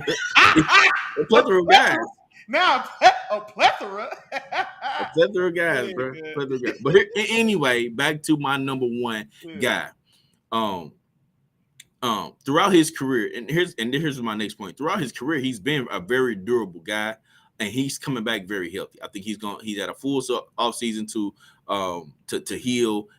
He's still probably one of the quickest, if not the quickest, and one of the more explosive defensive tackles in the league. Man, still has some of the best footwork, has some of the best hands. He can still cannot be blocked one-on-one by not a soul in the NFL. And I expect him to come into this season, and it's the reason why I got him at number one, and to remind people and let them know, like, hey, look, I'm that guy still here. I'm that guy. This is my league when it comes to defensive tackle or interior defensive lineman, and I'm gonna show y'all why. And I think that's what he's gonna come in to do this year. And I think he's even going. He has a lot more to prove, and he's gonna show it. It's gonna be on display even more because one. They're not gonna have one of the best teams in the league this year. I don't expect that. You know what I'm saying? If they do, hey, surprise, surprise. You know I'm gonna be happy about it. Don't play yourself, boy. Don't play yourself. What are you talking about, Willie? You said if they do, surprise. Boy, you know ain't a chance in hell. No, still got Matthew Stafford. I seen Matthew Stafford do crazy stuff. They still got Cooper Kupp and they still got Aaron Donald. You know what I'm saying? I ain't gonna count that out. You know what I'm saying? So if they do, like I said, surprise, surprise. But Aaron Donald is coming back with a vengeance, man. He gonna show everybody why he is still the best in the league, man. So here y'all go. Hey, I ain't mad at it, man. Matter of fact, if you wouldn't mind, go ahead and run through your list, man. And I'm gonna go back and find our dog Jeff's 5 in the chat, man. While you run yours, then I'll run his in our dog Tom's as well, man. Because Tom gave us the top 5. I'm gonna go back through the chat. I'm gonna recap your. So I'll run through my 10 through 1, man. My number 10 guy was Vita Vea, Tampa Bay Bucks, man. Number 9, I had Jeffrey Simmons. Number 8 had Derek Brown. Number 7, Jonathan Allen. 6, DeForest Buckner. Number 5, Cameron Hayward. 4, Dexter Lawrence. 3, Quentin Williams. 2, Chris Jones. And number 1, interior defensive lineman coming into 2023. I had Aaron Donald. Gotcha. Then mine 10 through 1. Real quick here, man. 10, I had Jonathan Allen from the Magic Johnson's football team. Number 9, Christian Wilkins from the Dolphins. 8, DJ Reader from Cincinnati. 7, Javon Hargrave, the new $90 million man in San Francisco. 6, Justin Simmons from Tennessee. 5, Cameron Hayward from Pittsburgh. 4, Quentin Williams, the Jets. 3, Aaron Donald, the Rams. 2, Dexter Lawrence, the Giants. And number 1 for your boy, Chris Jones from the Kansas City Chiefs. And if y'all remember as well, Chris Jones was my pick as Defensive Player of the Year last year. Like, I think it was him and Bosa. I'm not mad at Bosa. Bosa was my next pickup, but I think I gave the edge to Chris Jones, man, for what he did. And like I said, man, he didn't have near the amount of help around him that a lot of those other guys had. Hold on here. I thought I had Jeff's list pulled up here, man. Yeah, they out here trolling. Y'all out here trolling now, man. These guys. Jarrell and them in the game. Hold on, let me find which name things we can get up out of here. Hold on. Where's it at? Where's the? I just had it pulled up. Hold on. Yeah, Jeff, I'm coming back. Oh, okay, here we go. Actually, Jarrell had a list as well, man. So let me read Jarrell's. Jarrell had a 5 for us, man. He had number 1, Chris Jones. 2, Aaron Donald. Hashtag regress. You know what I'm saying?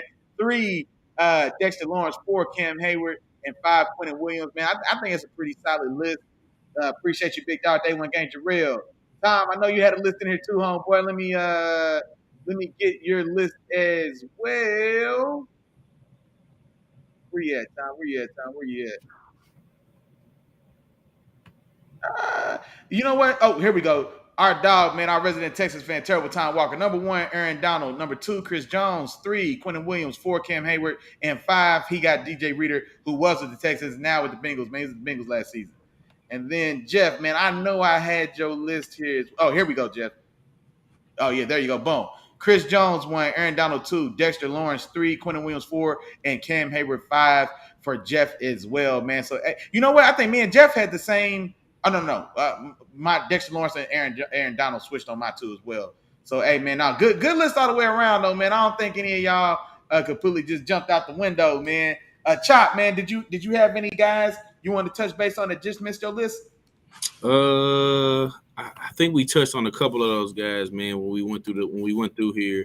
One of them was Christian Wilkins. Christian Wilkins was one of those guys that just missed my list. Had DJ Reader right there, and I throw another guy, man, Eric Armstead. I just mentioned him a little bit, man. Eric Armstead was one of the guys that missed my list. He was down in my number 14 spot when I did my rankings, man. Defensive tackle for the 49ers. 49ers really did a good job of playing his role and helping the defense stay together. Playing his role and allowing those linebackers behind him to do what they need to do and get to those ball carriers and make a lot of those tackles and make a lot of those plays, man. It's a reason why it's usually a team effort when, you can look back at 2 linebackers and say, oh, both of those linebackers are probably top 10. One of them being the best. One of them probably sits around 8 or so, on that list. But Eric Armstead was another one of the guys I want to throw out there. Okay, I got you. I'm not as high on Eric Armstead. I think I actually mentioned some of the guys that made mine mention. Some of the guys that made the bottom of your list, I think just had missed mine. But one guy that I did want to mention that we didn't talk about, or I think I mentioned in passing, but Jalen Carter, man, I was really tempted to put him, get my list started at 10.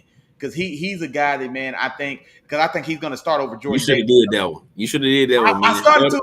But sometimes you got to get bold with it, man. Well, see, and I'm not gonna lie. In my mind, I didn't think you were gonna have Jonathan Allen, and so I wanted to. I feel like he was one of those guys that, man, gets overlooked. I want to give him. You know what I'm saying? He's been there. He's doing it. He's under the radar. I want to give him a little love, man. And so I'll give Jalen Carter something to work for, man, so he can make my 10. You know what I'm saying? Yeah. You know what I mean? They be listening, man. They be seeing what we think, man. So, now you got a little. You welcome for that motivation, JC. I got you, big dog. It's all good, man. It's all good, but no. So him at 11, man. I definitely think, man, he's in the perfect position to really set this league on fire, man. Playing in that defensive front and then that defensive as a whole from what we've seen they did. And then, man, last thing, man, real quick, our dog Jeff, man, he said, what's the over under on sacks for AD, man, this season, man? If you had to set that, let's say if we set it at 10.5, if we set the over under for Aaron Donald at 10.5 sacks, which is a high over under, but that's the standard we hold him to.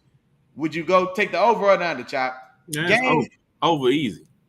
Okay. Because, see, the thing that worries me is, like I said, I'm not sure after y'all start 2-7, I'm not sure if he plays the second half of the season. That's what makes me nervous. You know what I'm saying? You know what I'm saying? He's at a point in his career and in his life, his legacy, his status and standing historically in this season. Like I said, man, I ain't in the business of predicting injuries. Hey, no, I'm not even talking about injury. I'm talking about, man, it starts 2-7. He might get a hamstring to get a little stiff like he did this last season, man, and then that's all she wrote, man. He might shut it on down. But if it's 10.5, man, I'm gonna take the over because I'm betting on the strength that it's just name value this Aaron Donald, because I don't know. I'm more nervous about over under 10.5 games played. That's where I'm thinking, man. But no, if Aaron Donald's there and he's playing football, man, like I said, 10.5 shouldn't be a problem. Cool. Well, Willie Jack, that's all, man. We came. That's all. We came, we saw, we conquered, man. We came in, we did our thing. We talked about those interior defensive linemen, man. Next week, we done went through all the position groups, Willie Jack. Dang. So I think next week is the Hall of Fame, man. Hall of Fame recap, man. We're gonna talk about some of the guys that made it into the Hall of Fame. Plus, we'll have a couple different announcements for everybody, man. So tune in next week. We got a few important announcements. Jarrell, I know you're gonna want to hear this one. Jeff, you probably want to hear this one too, man. And I definitely want you to hear it too, because I want y'all to get in. Y'all fell off last year, man, but y'all need to get with it this year, because I want all this trash y'all be here talking, man. I need y'all to get with it so I can show y'all what the deal really is, man. So we got some announcements next week. We're going to talk about the Hall of Fame class next week as well. But other than that, Willie Jack, I think it's about time to wrap up, big dog. Hey, there we go, man. Hey, man, appreciate all the love in the chat today, man. Y'all was in this thing deep today, man. We appreciate love, y'all, man. Quick shout out, man, some of the members, man, while we got a little time. The fam band was entertained in the chat today, man. Appreciate y'all. As Mom Deuce, little sisters in the building, aunties in the building, wifey was in the building, sister Shauna, what's going on with you? Appreciate all y'all, man. The members was in the building this way, man, as well. Day one gang Jarrell was in this thing, man. Brother-in-law Toriano Tate. Am I saying that right, man? Your brother-in-law was in the building as well, Yeah, man. you just call him Tory. You can call him Tori, Tory. hey, there we go. Hey, Tori Tate, man. Hey, Tori's in the building. We appreciate you, big dog. That's brother-in-law right there, man. Day one game, our dog Jeff was in the building, man. And day one game, man, our resident Texas fan, man, Terrible Time Walker, he was also in this thing today, man. And I'm scrolling for you. I know I missed somebody. Damn. Well, y'all know what time it is, man. Say it every week, man. So y'all can say it with me at home. If I forgot to say your name, damn.